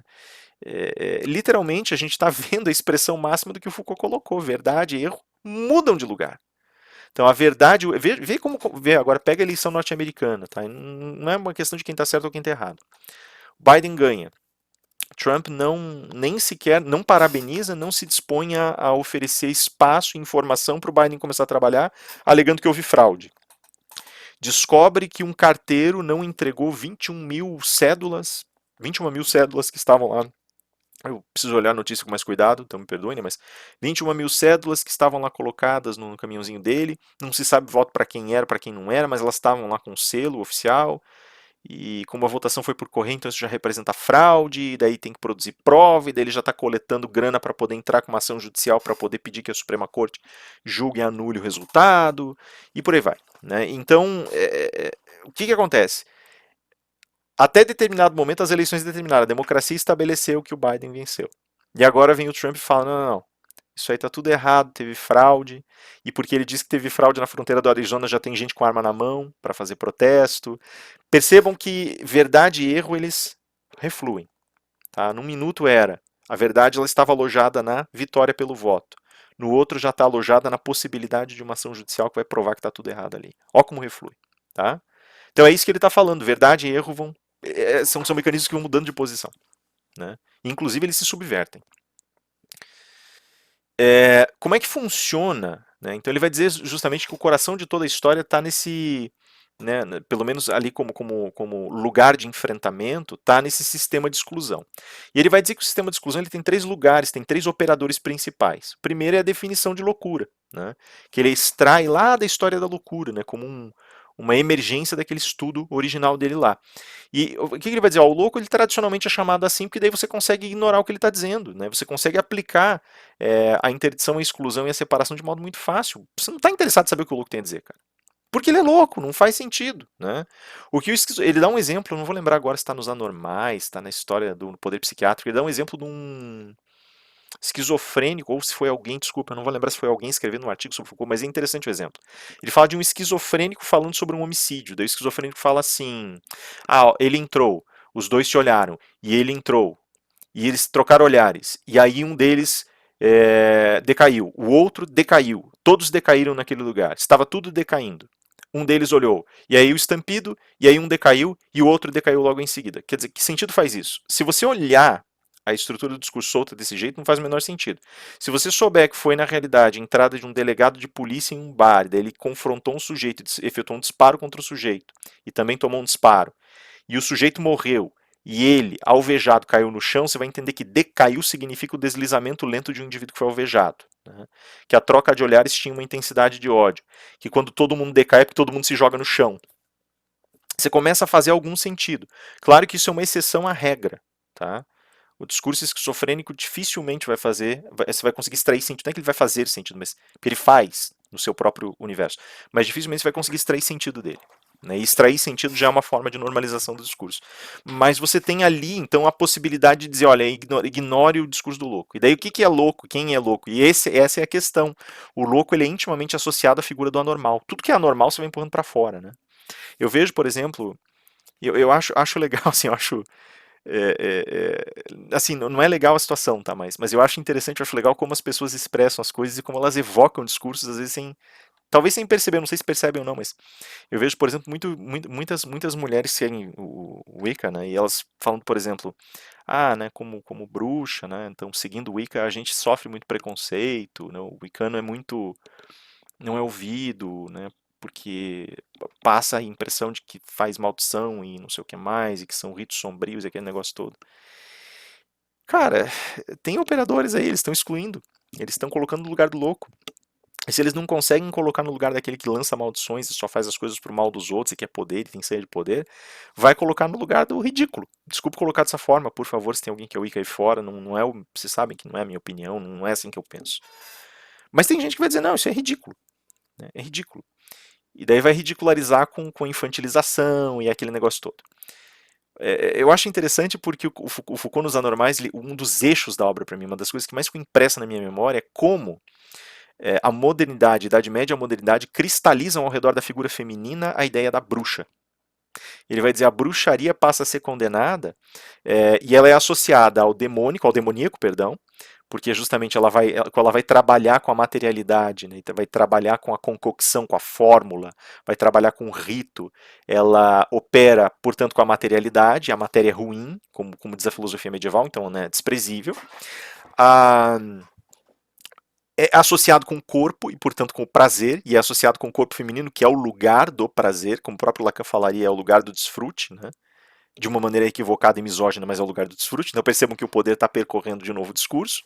E mais do que isso, acaba sendo justamente o lugar de uma ambição desmedida, porque o corpo a manipulação da matéria e o poder material e a riqueza estão entrelaçados. E agora a condenação cai sobre os ombros da mulher, porque toda mulher é uma potencial bruxa.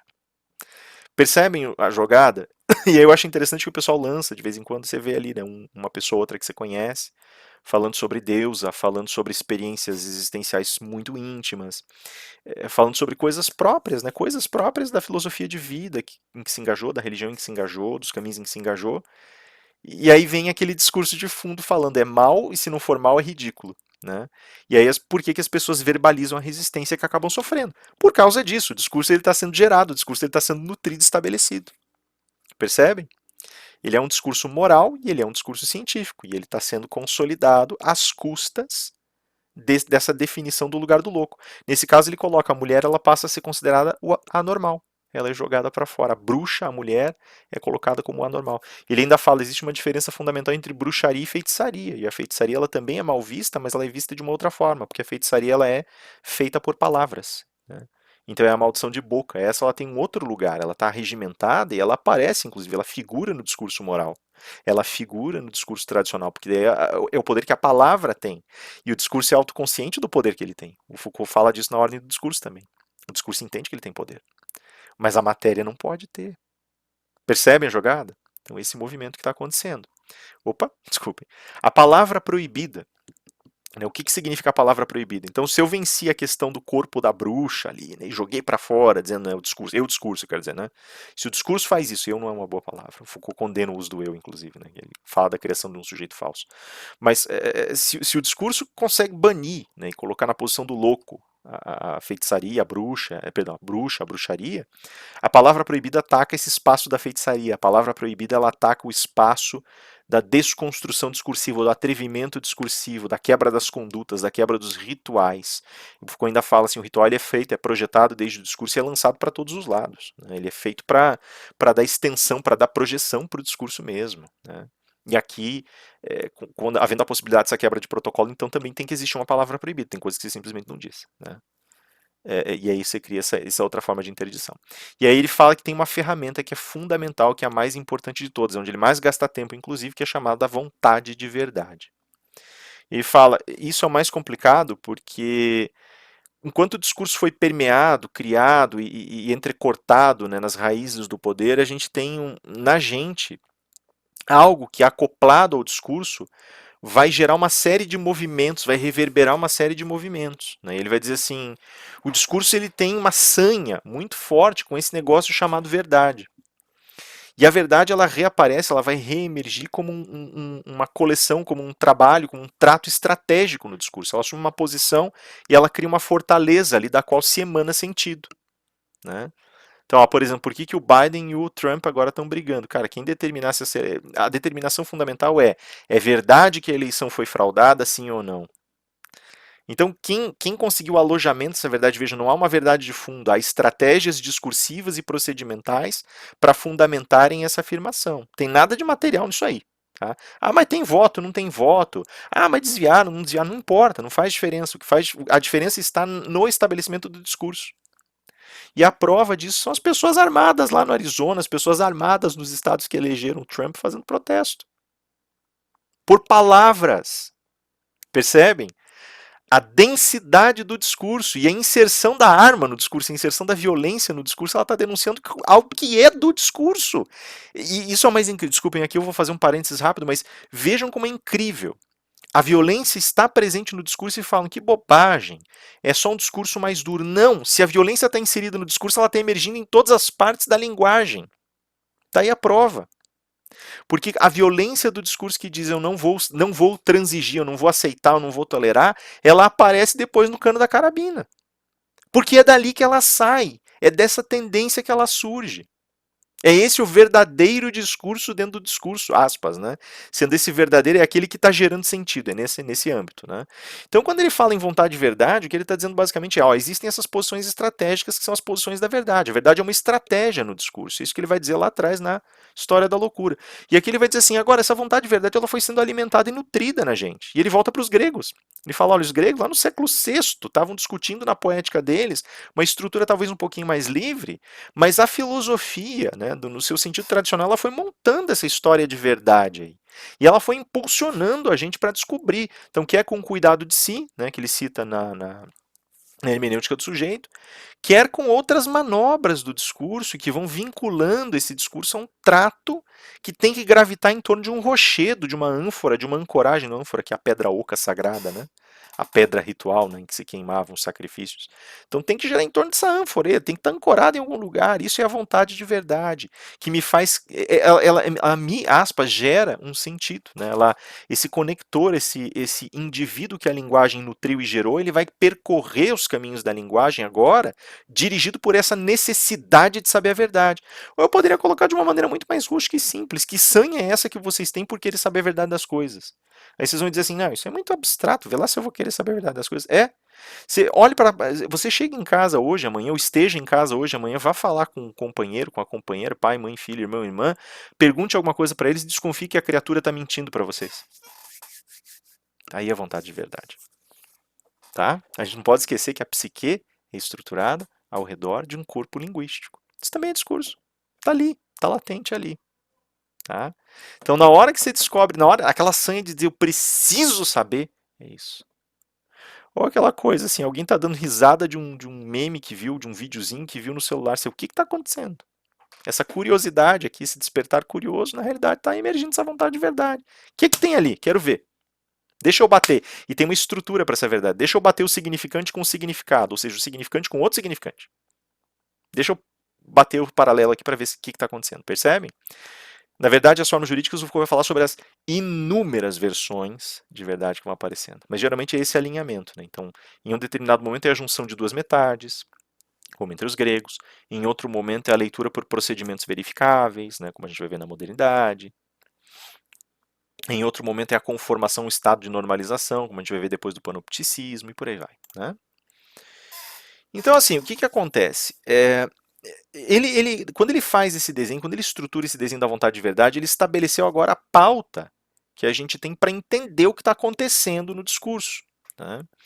Ele vai dizer assim, interessante porque o discurso ele passa, em razão disso, né, por conta dessa vontade de verdade que está sendo nutrida desde lá de trás, ele passa por transfigurações, e essa vontade de verdade marota que ela vai se transfigurando também. Lá atrás, a vontade de verdade ela aparecia desse jeito mais rústico, pegar duas metades e juntar para descobrir se é verdade, como ele usa, né? Ele usa o exemplo do Édipo, né, do Édipo Rei, que eu já comentei com vocês lá atrás, em que o Édipo precisa, para ele saber da verdade a respeito do destino dele, ele precisa de um servo que vivia ali na cidade, servia a Laio, e de um outro cara que teria achado um bebê e levado lá para os pais adotivos do Édipo, para provar que ele próprio tinha sido abandonado e levado. E ele tem que juntar essas duas partes para saber a verdade. Né? E então tem essa coisa da visualização, o ver, essa coisa, essa estratégia, ela está presente lá atrás. Né? Em oposição agora ao ler. Pensem bem, por exemplo, isso é uma crítica que eu faço a mim mesmo, inclusive. Eu sou um sujeito muito livresco, vocês já perceberam isso. Eu tenho uma dificuldade tremenda de achar exemplo para as coisas. Assim, esses exemplos que eu acho porque vocês me revitalizam e trazem, porque vocês discutem, porque vocês trazem isso à tona. Né? Eu vou fazer uma citação aqui em homenagem a alguns dos meus estudantes que eu sei que gostam. Tem uma passagenzinha do Harry Potter, né, em que tá a professora de vidência, lá, a professora dos videntes, está falando para ela assim, né, que ela está tentando fazer, a professora de adivinhação deles, né, ela está tentando fazer as adivinhações, e aí a professora vem e fala assim, você não tem talento para adivinhação, infelizmente. Cara, isso é de uma sensibilidade, cara, uma coisa tão bobinha, mas é de uma sensibilidade. Você não tem talento para adivinhação, você precisa ter um espírito vivo para adivinhação, infelizmente a tua alma é tão morta quanto as páginas dos livros que você tanto ama. Cara, pronto, você resumiu tudo que eu precisava dizer. Tudo!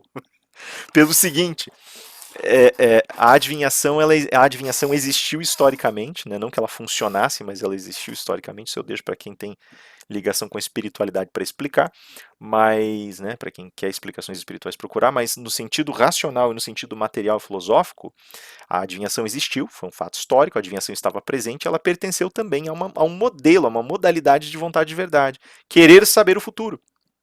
Por que grandes líderes procuravam os grandes adivinhos? Para legitimar suas decisões. Não é que eles dissessem, não, realmente vai acontecer. Mas você vai lá e diz para a tua tropa, né? Como, por exemplo, Guilherme Conquistador falou para sua tropa quando chegou em 1215, né? Quando chegou, perdão, 1215, ai, perdão. Mil e...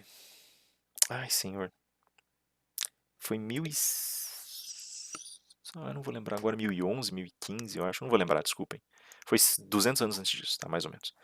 Mas quando ele chega para promover a conquista do território britânico, a primeira coisa que acontece quando ele desce do barco dele é tropeçar e cair de boca na areia. E aí, todo mundo olha para ele, né, e pensa, putz, acabou, né? Todo mundo supersticioso, pô, nós vamos morrer. Deus está contra nós, nós vamos morrer. E aí ele levanta todo sujo de areia, bate a areia e fala: Boas alvíceras, homens! O Deus quer tanto que seu rei governe essa terra que faz com que ele se curve para beijá-la assim que chega. Todo mundo, meu Deus, ele tem razão! E todo mundo celebra, né, e sai animado para lutar.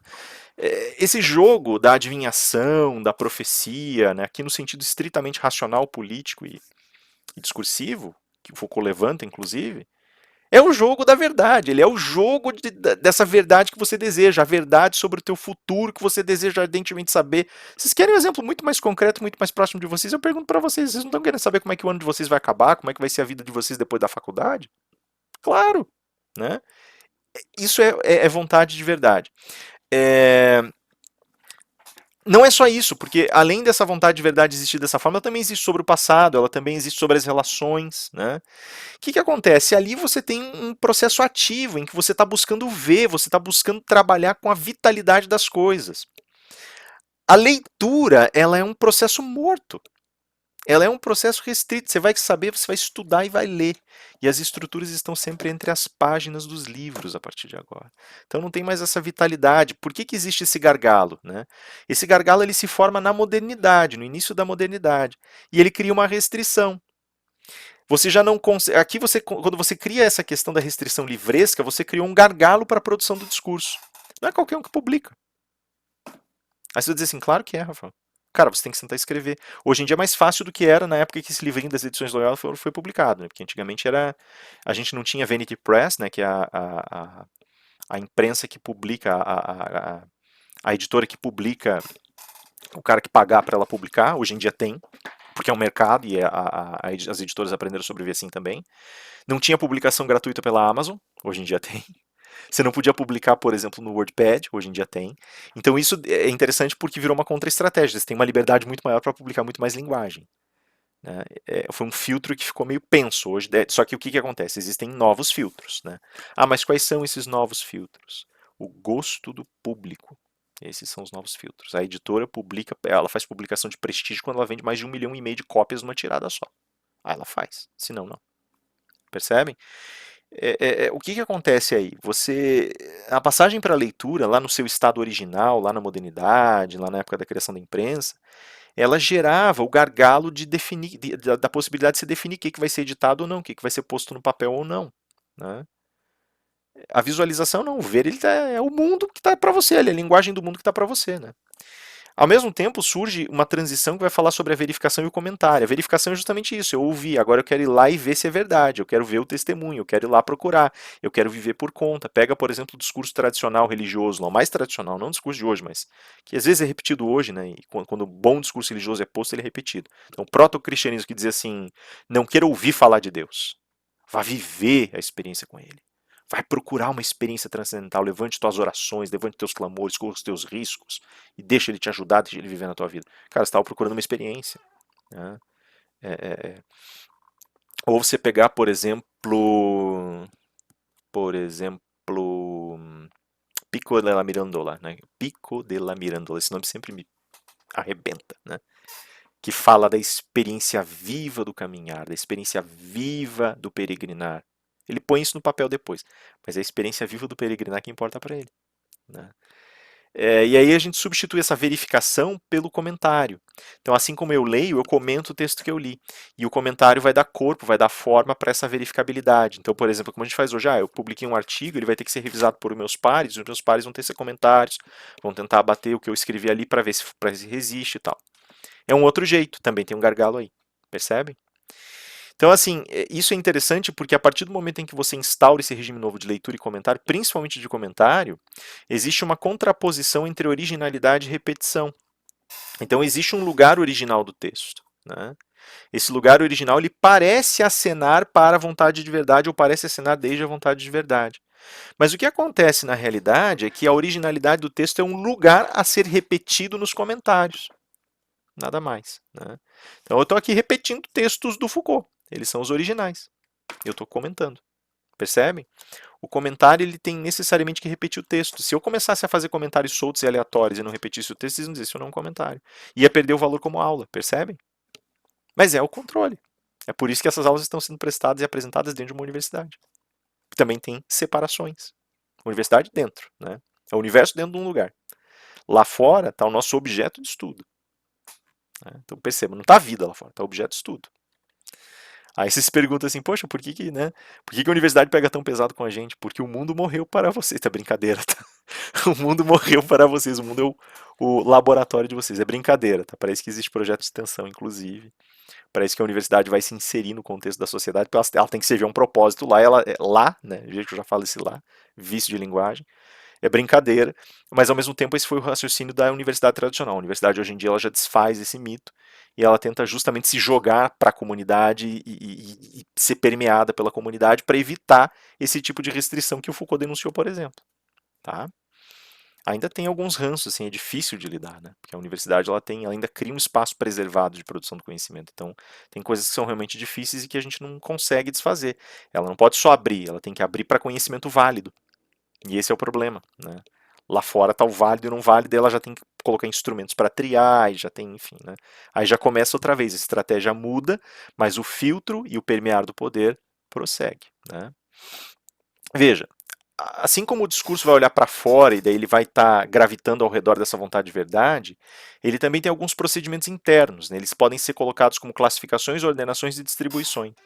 O que é classificação? Classificação é separar por classes. Aqui a gente volta para o problema da enciclopédia chinesa, né? E o Foucault vai dizer assim: o problema da enciclopédia chinesa é que as classes que a enciclopédia cria, elas não separam as coisas. Então, por exemplo, aqui em cima agora eu tenho um livro, eu tenho um apontador em forma de máquina de escrever, eu tenho uma xícara de café, eu tenho minha garrafinha de água, eu tenho um caderninho de anotações, né?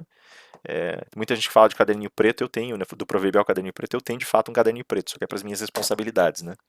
Meu celular, lápis, daí eu posso dizer assim, vamos classificar essas coisas. Aí vocês poderiam dizer assim, uma classificação válida. Coisas eletrônicas e não eletrônicas. Celular eletrônico, computador eletrônico, caderninho, etc, etc, não eletrônico. Pronto. Agora eu posso colocar assim, coisas, tá, mas quero colocar um segundo critério de classificação. Coisas úteis. Todas são úteis. Pelo menos para mim, né? Alguns poderiam julgar que o meu apontadorzinho não é útil, mas ele aponta de fato o lápis, então mesmo para os mais pragmáticos seria útil. Aí eu posso colocar coisas vermelhas. Eu posso dizer que isso aqui que é parte de uma coisa é vermelho. Já começou a complicar. Eu vou dizer coisas para serem lidas. Tá? Eu tenho coisas para serem lidas dentro do celular, meu caderninho pode ser para ser lido, apesar de ser para escrever também, o livro é para ser lido e o que mais? Já começou a complicar, perceberam? Coisas que contêm plástico. Celular tem, a garrafa tem, em detrimento de outras que não contém. Coisas que me são queridas. Percebe que quanto mais critério eu ponho, mais mistura as classes, mais elas vão se bagunçando, chega um ponto em que você não tem mais, não faz mais sentido, não tem lé nem cré nessa história, porque não tem como você separar as coisas, né? Então a classificação ela é um instrumento vivo, ela é um instrumento vívido, só que ela é um instrumento discursivo, linguístico, percebo. E a linguagem ela consegue subverter, inclusive, se ela quiser. Ela não vai fazer isso, né? Ela só vai subverter se ela quiser escangalhar a classificação. Ordenação, né, justamente colocar em ordem, e daí você também vai ter critérios específicos para esse colocar em ordem, para estabelecer no espaço ou no tempo uma ordem, se preferirem voltar a Kant para, né, facilitar a vida. E a distribuição, né, que daí vai alojar por espaços, por regiões mentais e assim por diante. Vejam que em todos os casos você está promovendo separações. Separações internas do discurso. Né? Assim, é mais ou menos como se você criasse comportas discursivas. Né? E aí você vai criando por meio de estratégias de separação, exclusão e assim por diante. E aí ele vai comentar o comentário. Ele vai falar mais especificamente do comentário. Ele vai dizer assim, o comentário ele tem uma sacada. Como é que acontece essa questão da repetição? O comentário ele é um bichinho traiçoeiro, porque se o Rafael vem, por exemplo, e comenta o comentário, né, comenta o Foucault, né, e cria um comentário sobre a obra do Foucault, vê como é pequenininho o livro, né? Eu gosto muito dessa edição aqui, por sinal. Se ele faz um comentário sobre esse livro, o comentário que ele faz, o comentário que ele estabelece, ele vai repetir o livro, evidentemente, e o livro vai se perpetuando através desse comentário. Mas tem coisas que o livro não toca. Pensa, olha aqui, ó. Se a gente for olhar, deixa eu ver se eu lembro a data aqui, 1970. Aula inaugural no Collège de France, pronunciada em 2 de dezembro de 1970. Pensem quanto tempo já passou, 70 para 2020, né? Nós não chegamos ainda aos 40 anos, né? Mas vamos chegar já já, em 2 de dezembro, né? Daqui menos de um mês. 40 anos. Então tem 40 anos de silêncio, ou 40 anos de agitação e fala e comentários, melhor dizendo, mas o texto deixou certas coisas em silêncio. E aí os comentadores vêm e eles tentam acoplar. Por isso que o Rafael está falando do Biden, do Trump, por isso que o Rafael está fazendo essas manobras. Porque o texto ele via, ele tangenciava um cenário linguístico que as pessoas que estavam assistindo essa aula inaugural conseguiam compreender. Agora tem muita coisa que ficou depois que o Foucault se foi, né? Depois de 80, lá quando o Foucault se foi, né? Tem muita coisa que ficou para trás. E essas coisas elas vão aparecendo nas fissuras do texto, nos lugares em que o texto não se manifestou. O texto não se manifestou, por exemplo, sobre globalização e pós-globalização. O texto não se manifestou sobre pós-verdade ou pós-política. O texto não se manifesta sobre a política radical, ele se manifesta sobre militância. O texto não se manifesta sobre a integração plena tecnologia-corpo. Ele não se manifesta sobre o pós-humano, que, diga-se de passagem, todos nós já somos, para bens e males. Tá? Ele não se manifesta sobre essas coisas. Como assim nós somos pós-humanos, Rafael? Na época do Foucault, o computador era uma mera invenção. Ele estava sendo construído e arquitetado aos pouquinhos ainda. Ele não era, né? Já existia, evidentemente, já tinha os mainframes, já existiam, tinha toda uma história de desenvolvimento. Os computadores pessoais, eu quero dizer, na década de 70 que surgiram. Foucault ele não imaginava uma realidade, provavelmente ele não trabalhava com a hipótese de que nós teríamos um belo dia instrumentos digitais de alta potência em todos os lares, a possibilidade de comunicação visual imediata, né? A possibilidade de acesso a bancos de dados mundiais que são repositórios de conhecimento abertos, a possibilidade de acesso universal à cultura e, por conta disso, uma maneira de pensar que já não se desvincula mais do acesso imediato e direto que temos a esses dados. Tá? Vou fazer uma pergunta boba, mas vocês vejam como a reação é como a gente... É uma pergunta bem bobinha, só para vocês terem ideia. Alguém por um acaso já perdeu alguma coisa em casa? Um objeto, tipo, perder meu mouse, né? Perdeu um objeto em casa. E... e primeiro, quis poder procurar no Google o objeto. Pior, teve alguém que já sentou para procurar no motor de busca onde o objeto estava. Por conta desses caminhos, desses percursos cognitivos que já se estabeleceram. Eu vi fazer essa pergunta e achei espantoso porque as pessoas riram. Como se elas realmente já tivessem passado por isso. Ou eu li um comentário, não, aliás, minto, eu li um comentário numa rede social. Alguém já chegou a procurar uma coisa que perdeu, uma chave que perdeu, por exemplo, no Google. Tá aí, né? É uma interface presente, mudou a cognição da gente. Foucault não tinha isso em mente. Estamos quebrando o silêncio do texto. Então o texto se repete, mas nos seus silêncios algo diferente surge, que não deixa de ser, não é o texto mais, é algo novo, mas ao mesmo tempo está encaixado nessa repetição do texto. Então ele não vai muito longe, ele está numa coleira, né? O texto original, isso é interessante, Foucault fala assim, que o texto original ele só aparece enquanto novidade, esse é o grande ponto, por conta dessa repetição e desse silêncio, ele só aparece como novidade no fato de ser repetido. Ele mesmo não é novo, né? E portanto, mesmo as coisas, aspas, novas que eu coloco, elas são formas diferentes de repetir o texto. A novidade está na estratégia de repetição e no fato de se repetir o texto. Percebem? Então, assim, na verdade, a novidade que está presa ali, ela só faz com que a volta do texto vire um acontecimento autônomo. E aí ele vai falar assim, olha, tem textos que passam a ser repetidos através de séculos e séculos e séculos. A gente sabe a que textos nós nos referimos. Então eu posso falar, por exemplo, do Condillac, do Rousseau, que falam da teoria da escritura. Né? Eles vão falar justamente que as escrituras religiosas, a Bíblia, ela tende a se repetir, tenta se repetir da maneira mais fiel ao original possível. Né? E aí o problema da tradução, né? O problema tão intenso, tão grande da tradução, que Jesus amado, que tem de tradução distorcida por aí, Senhor da glória, né? E tem tradução que não é distorcida por maldade, é só porque a pessoa precisa fazer o outro entender, ela quer fazer o outro entender, daí ele começa a fazer adaptação, né? Aí agora que estão colocando em voga a ideia de adaptar a escritura, né? Mais adaptada do que já foi. A escritura, e justamente por ser escritura, ela recusa a adaptação, ela não aceita, não pode ser adaptada, né?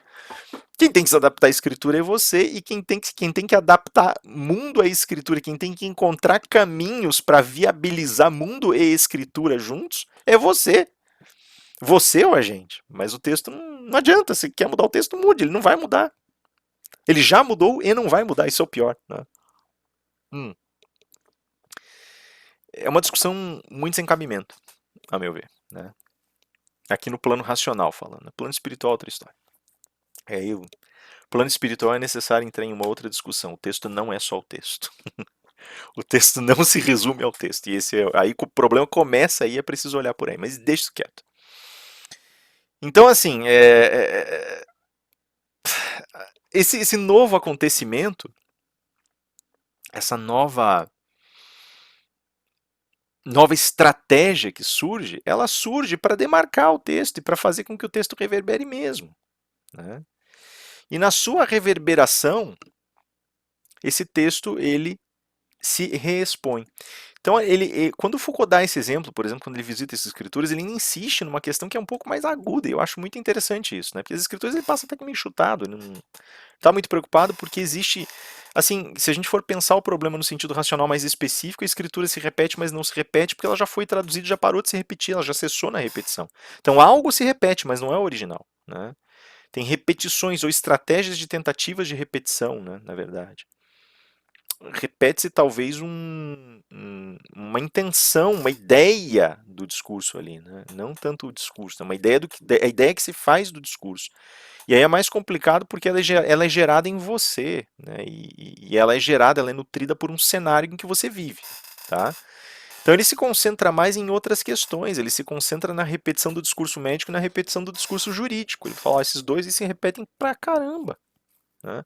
O discurso poético, em certa medida, também se repete, só que ele fala, é engraçado porque esse discurso poético ele não consegue, o próprio discurso científico, por exemplo, se repete também, o discurso poético ele se repete, mas ele não consegue credibilidade se ele não se alojar em outro lugar, se ele não se alojar no científico. Então ele vai buscar, por exemplo, filologias e linguísticas e teorias literárias para poder sustentar, senão ele não consegue se repetir. Né? Isso é interessante, isso aqui já dá uma discussão imensa, né? O que sustenta efetivamente a capacidade de repetição do texto. Né? O que significa essa leitura do autor? Né? Então, ele vai dizer assim, olha, na realidade existe uma questão central e ela é fantástica, porque de todos esses dispositivos, de toda essa possibilidade de repetição ou não repetição, que mantém, né, digamos assim, a torção do texto e mantém o agarre do discurso, é o autor. E ele vai falar assim, olha, eu não estou falando do autor que escreveu o livro. Eu estou falando do autor como dispositivo do discurso. E ele ainda fala assim no texto, e daí alguém vai vir me dizer aqui, tá, mas daí você está recusando a ideia do autor original, você está falando basicamente do cara que comenta o texto, que está lendo o texto, do crítico. Porque daí o crítico passa a ser o autor e fala, não, não é isso. Eu não estou negando o lugar de alguém que realmente pôs o texto no papel, alguém que teve a ideia original. Né? Alguém que, para citar Bukowski, né, foi instigado ao ponto de precisar colocar aquilo para fora, né, que era o que Bukowski dizia, só escreva se você tiver que botar para fora, senão nem se meta a escrever porque não tem necessidade, né, é só se você precisar. Aí sim você é um escritor, você está escrevendo de verdade. Mas assim, a figura do autor na cabeça dele fala assim, eu não estou recusando isso, tem realmente, né, mas a questão central para mim não é essa, é a emergência dessa figura que serve como ponto de amarração, né, efetivo do texto. Então, se há uma vontade de verdade, ela aparece ali nessa figura do autor. Né? E o autor vai fazer a amarração de todas essas partes, né, toda essa distância do texto. E ele ainda vai dizer assim: existe uma fragilidade muito intensa do texto original. Era isso que falávamos agora sobre as escrituras, por exemplo. O texto, né, a fragilidade do texto original está presente. O texto ele não surge pronto e é dado para publicação. Né? Quem é escritor, aí nós temos escritores entre nós e talentosíssimos. Né? Sabe que o texto é rascunhado, você vai começar, você vai rascunhar, vai montar, vai achar estratégias, vai redirecionar. O texto ele vai sendo construído aos poucos, e já no rascunho que o cara botou no papel, que o autor botou no papel, que a mulher botou no papel, a autora botou no papel, tem algo ali que está sendo construído, só que é só um contorno, e o texto mesmo no seu estado, aspas, pronto, é um contorno. Né? Eu perguntei uma vez para um contista como é que ele fazia, né? Um escritor de contos e novelas, eu falei, como é que você sabe que você terminou o teu texto? Como é que você manda ele para publicação? Ele fala, eu escrevo meu texto até achar que ele está o mais pronto que eu consigo deixá-lo. O melhor que eu posso fazer por ele. Daí eu mando. Mas ele não falou o melhor possível pronto, porque não existe pronto ou melhor possível. Percebem? Então essa sinuosidade ela começa justamente a aparecer ali nesse ponto. O autor, então, ele é o lugar de concentração do discurso. É ele que mantém dentro da estrutura discursiva os contornos e concentra os contornos ao ponto deles se tornarem um pouquinho mais palpáveis. Né? É ele, portanto, que vai subscrever esse discurso como uma identidade. O livro de Foucault. Né? Então, o livro da Thais, o livro do Maswoli, o livro do Kissinger. Né? A ética da libertação. Dussel, claro que é Dussel. Vocês vão ouvir o Berclas falar em Dussel lá na frente quando vocês tiverem processo penal com ele. Não sei se vocês vão ter com ele, mas se vocês tiverem com ele, vocês vão ouvir ele falar do Dussel. A gente tem planejado muitas coisas juntos aqui, estamos começando a planejar justamente para poder falar do Dussel, porque não dá tempo de falar no curso, porque vale a pena falar do Dussel e como vale. E por aí vai, estou olhando aqui meus livros para dar exemplo, né? Mas tá aí, né? E justamente quando o autor se perde, né? Fala assim, antes, né, quando a gente tinha lá, por exemplo, na Idade Média, na Idade Antiga, né, textos passados, contos, poemas, peças passadas, no anonimato. Tinha uma outra forma de identidade. Era um outro jeito, tinha maleabilidade no texto. Ele era sobre a encenação dele, sobre o ritmo, sobre o tema da história.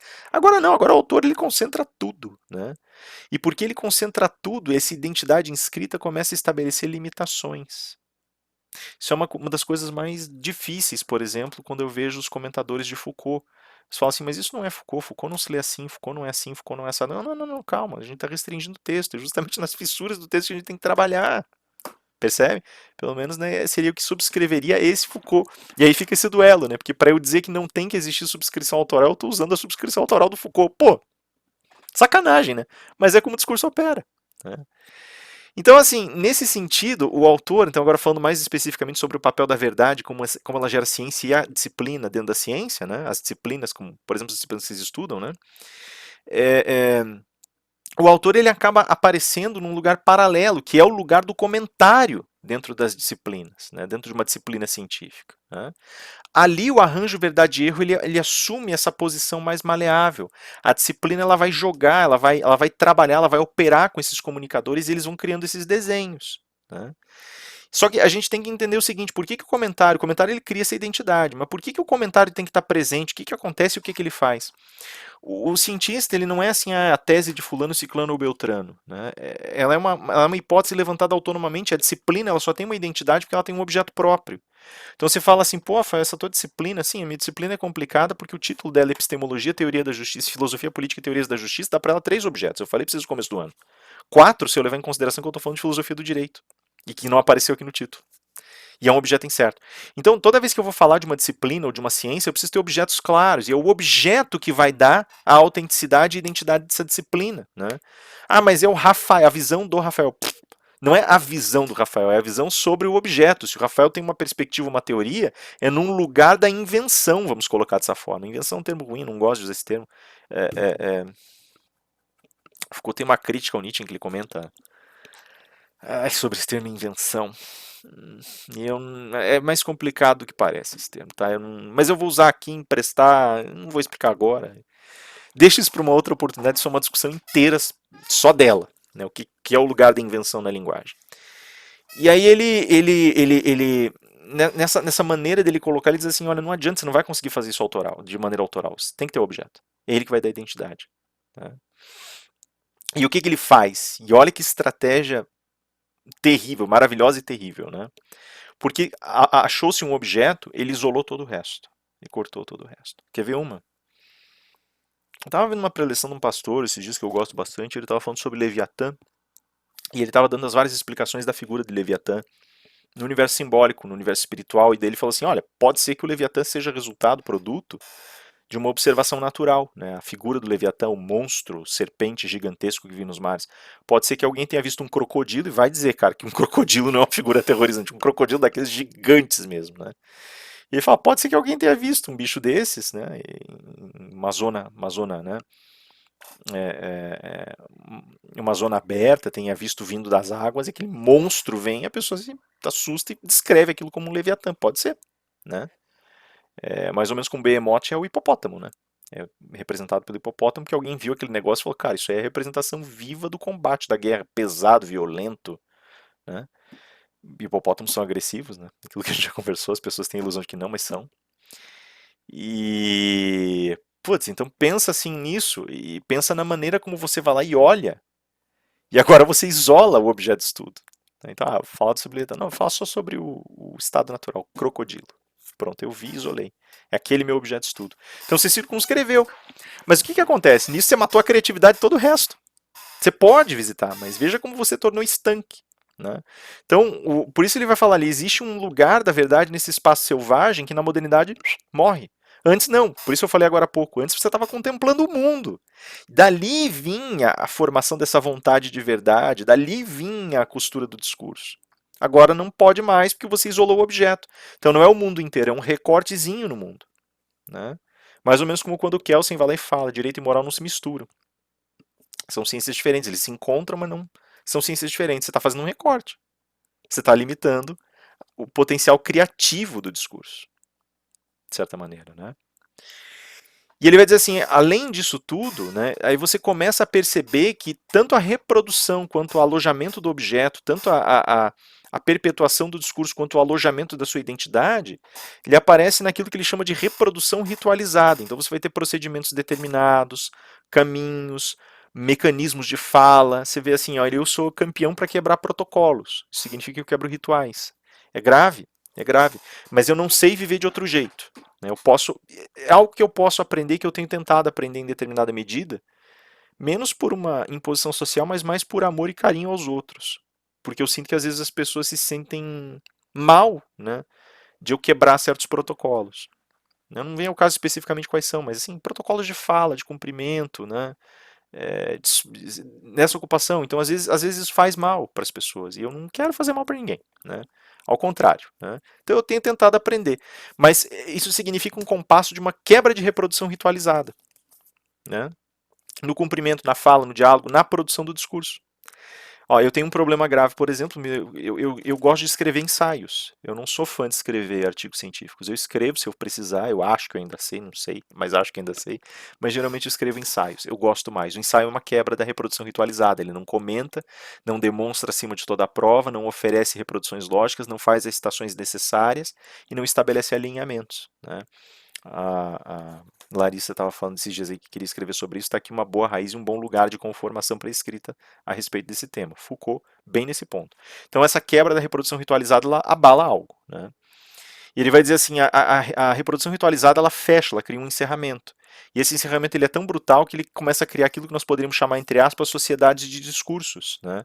Então tem lugares e cada lugar tem seus próprios rituais, grosseiramente falando. Tem regiões discursivas e cada região tem seus próprios discursos. E ele vai dizer assim, isso pode ser visto em tudo que é lugar, socialmente, na academia, em determinada ciência. Fala, não é bem sociedade de discurso, mas é algo que polariza o discurso e que vai polarizando esses rituais. Então dá para a gente entender mais ou menos esse sentido paralelo. Né?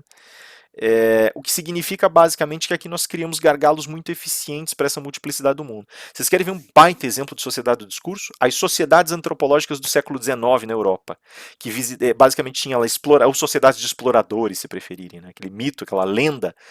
Você vai ler lá os livros do Alan Quatermain, ou vai ver um filme do Indiana Jones. Eles são legados, eles são herdeiros daquela realidade exploratória do mundo em que o cara saía e ia conhecer culturas exóticas, não sei o quê. Mas ele traz tudo e põe numa caixotinha, num caixotinho, exposto num museuzinho, é bonitinho, é desenhadinho, tem um gargalo do discurso, basicamente o discurso europeu se filtra, o discurso cultural europeu se filtra, ele se blinda, perdão, e nessa blindagem ele recepciona outros, em lugares e posições específicos, no lugar da narrativa fantástica, da narrativa civilizatória, da narrativa do aventureiro, da narrativa do indivíduo de fronteira, do destino manifesto, ou seja, do que for que for dos Estados Unidos, né? Seja do que for, né? E aí esses lugares são interessantes porque eles derrotam a multiplicidade do mundo. Veja, eles pegam lá a riqueza de uma cultura, por exemplo, então você vai pegar a riqueza da religiosidade em Sumatra, que tem lá feitiços gigantescos escritos em papiros imensos e tal, aquele negócio todo, e objetos rituais, aquilo está exposto no museu, um objeto do lado do outro. As máscaras balinesas e os ritos e danças que envolvem as representações teatrais, o uso do corpo, está lá a máscara posta. É o exótico. O exótico é o lugar dessa derrota. Tá? Então, assim, percebam mais ou menos. Aí tem vários exemplos. A gente pode colocar hoje tantas outras sociedades, só que hoje a gente fala em bolhas informacionais, a gente fala aí, né? O professor Costa tem umas reflexões bem interessantes sobre isso. A gente fala sobre essas bolhas informacionais, bolhas culturais, bolhas políticas.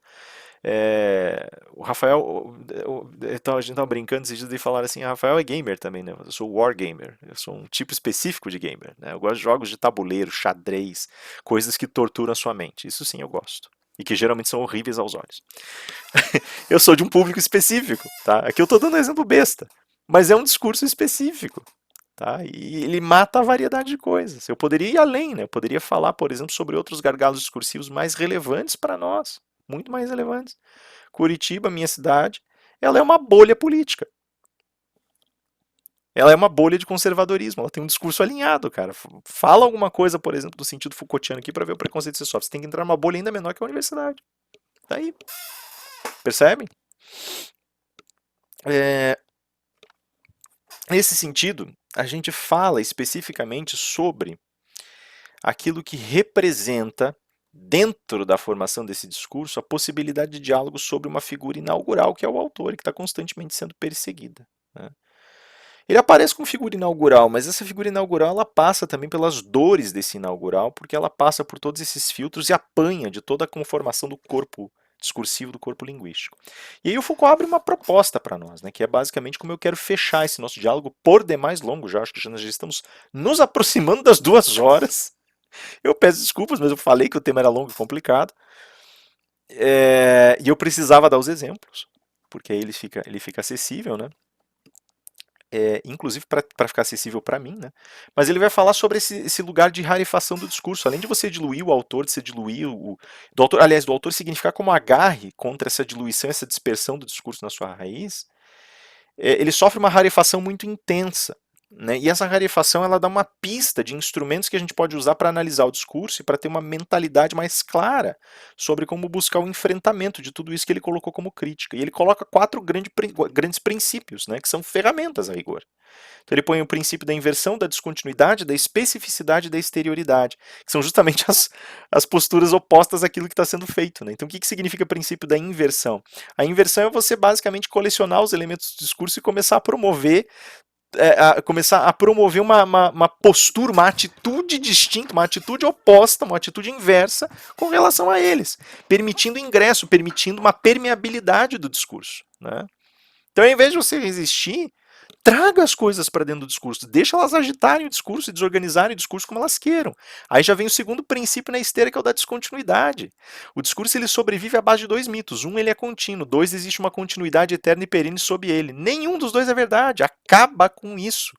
Perceba que o discurso só é bom quando é descontínuo, e perceba que a descontinuidade discursiva emerge de um mundo também descontínuo. Quer ver um grande exemplo disso? Estava vendo esse mesmo rapaz, esse junguiano que eu tenho acompanhado, ele falando assim, interessantíssimo, porque todas as vezes que você sofre grandes transições e formas de crescimento, você está promovendo rupturas em você mesmo. Você está pegando pedaços da tua individualidade, você está abandonando esses pedaços, deixando eles para trás e buscando coisas novas. Né? Mas porque você descobriu que aquele processo não funcionava para você, que ele tinha sido colocado, acoplado a você de outra pessoa. Ó, você vê, por exemplo, até hoje tem coisas que ainda tem resquícios de coisas que meus pais faziam, de opiniões deles. E eu estou me livrando dessas opiniões aos poucos. Não porque eu tenho ódio dos meus pais, não é isso. Mas porque eu tenho que ser eu. Não uma cópia dos meus pais. Ou uma repetição, se preferirem, né? Não. Eu tenho que ser um discurso novo, não uma repetição do velho. Tá? E para ser o discurso novo, eu tenho que detectar essas ferramentas velhas e observar como elas vão saindo. Agora, como é que eu detecto? Aparece uma descontinuidade no caminho. De repente, alguma opinião que eu solto, eu não sei por que eu soltei, e de repente quebra. Como assim? Nunca pensei desse jeito. Ou pelo menos achava que não pensava. Como é que eu posso pensar desse jeito? Aí você reverte isso, muda atitudes, muda o teu pensamento, vai lá e desenraiza, desentranha o que está no teu âmago, no teu coração. Né? O princípio da especificidade é justamente você não querer promover uma generalização e pavimentação dos elementos acoplados e interiorizados no discurso, mas ao contrário, olhar para a especificidade, para a riqueza individual deles, né, e permitir que eles então se extrapolem a si mesmos, que nessa extrapolação eles alcancem um impacto maior no discurso, e o princípio da exterioridade. Né? É justamente não olhar para si mesmo, mas olhar para fora, buscar coisas fora. Cara, isso é a receita para uma vida saudável, se vocês me permitirem. Mas olha, toda vez que você toma uma atitude, que você tem uma atitude encruada, um gosto encruado, inverte. Inverte a tua postura. Além disso, mostre, aceite a descontinuidade da existência, as incertezas e as descontinuidades da existência, como descontinuidades possíveis do teu próprio discurso e da tua própria existência. Terceiro, seja ou contemple as coisas pelo valor atribuído a elas próprias, essas peças discursivas pelo valor atribuído a elas próprias, sem querer enfronhar discursos dentro de discursos de forma harmônica, esquece a harmonização, deixa o discurso trabalhar por ele mesmo na criatividade dele, né? E quarto e último, olha para fora, busque experiências, coisas novas, discursos novos, significantes novos. Fala, esses quatro instrumentos são instrumentos para análise do discurso e são os instrumentos que nós temos que usar como critérios fundamentais para poder refazer a organização discursiva de uma maneira efetivamente emancipatória. Beleza? A aula ficou imensa, eu peço desculpas por isso, mas era necessário. Eu precisava passar isso, vocês vão usar demais isso aqui. Então, guardem essa aula com vocês. As duas últimas, assim, são as mais importantes do curso. Guardem que vocês vão usar pra caramba, tá? Fiquem de olho aqui, daí ainda tem as últimas aulas que vão vir depois das provas aí. Né? Tem revisão ainda, tudo, né? Vou dar revisãozinha, como eu já falei antes. Mas guardem em mente isso e, por favor, guardem sempre o lugar do canal, porque tem novidade para vir aí, tá? Eu vou fazer algumas coisas diferentes para vocês. E porque eu quero alargar um pouco o campo de discussão. A gente fez um ano aqui, foi um ano diferente, né? Eu geralmente gostaria de usar esse canal para coisas diferentes. Esse ano o esforço foi todo voltado para as aulas. Não vou me despedir ainda, vou me despedir na última aula. Quero que vocês venham assistir. E é isso, né, na verdade, assim. Eu só queria, na realidade, de antemão agradecer a todas as minhas turmas queridas, turmas amadas, presentes e passadas, né? Porque eu sei que tem alguns colegas lá de outras turmas também estão assistindo as aulas aí e queria agradecer a pessoas que porventura tenham vindo de fora também, tenham se alojado, tenham se acoplado a nós e que tenham se juntado ao nosso feliz grupo. É, Mas eu queria agradecer principalmente aos meus alunos, né? Assim, tem sido uma experiência fantástica conviver com vocês. São 10 anos, assim, que não dá para chamar de 10 anos de carreira, mas são 10 anos de vida bem vivida perto de vocês, de muito aprendizado. Vocês me mantiveram jovem, vocês me rejuvenesceram quando eu mais precisei, me fizeram renascer de cinzas terríveis, me alegraram e eu espero ter podido retribuir isso pelo menos um pouquinho para vocês ao longo de todo esse ano. Eu só lamento muito que eu não possa me despedir de vocês, de cada um de vocês pessoalmente. Mas eu deixo aqui, né, um agradecimento inicial. A despedida só vem depois da aula de pós-humanismo. Nem que vocês tenham que entrar e ver os últimos 5 minutos da aula só para ver a despedida. Tá?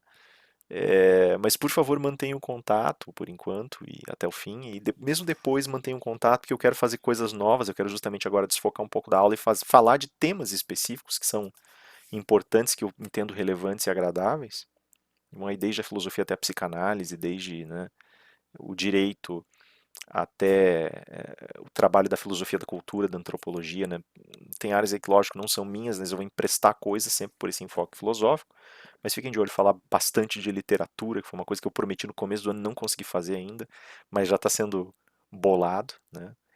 E é isso aí, galera, tá?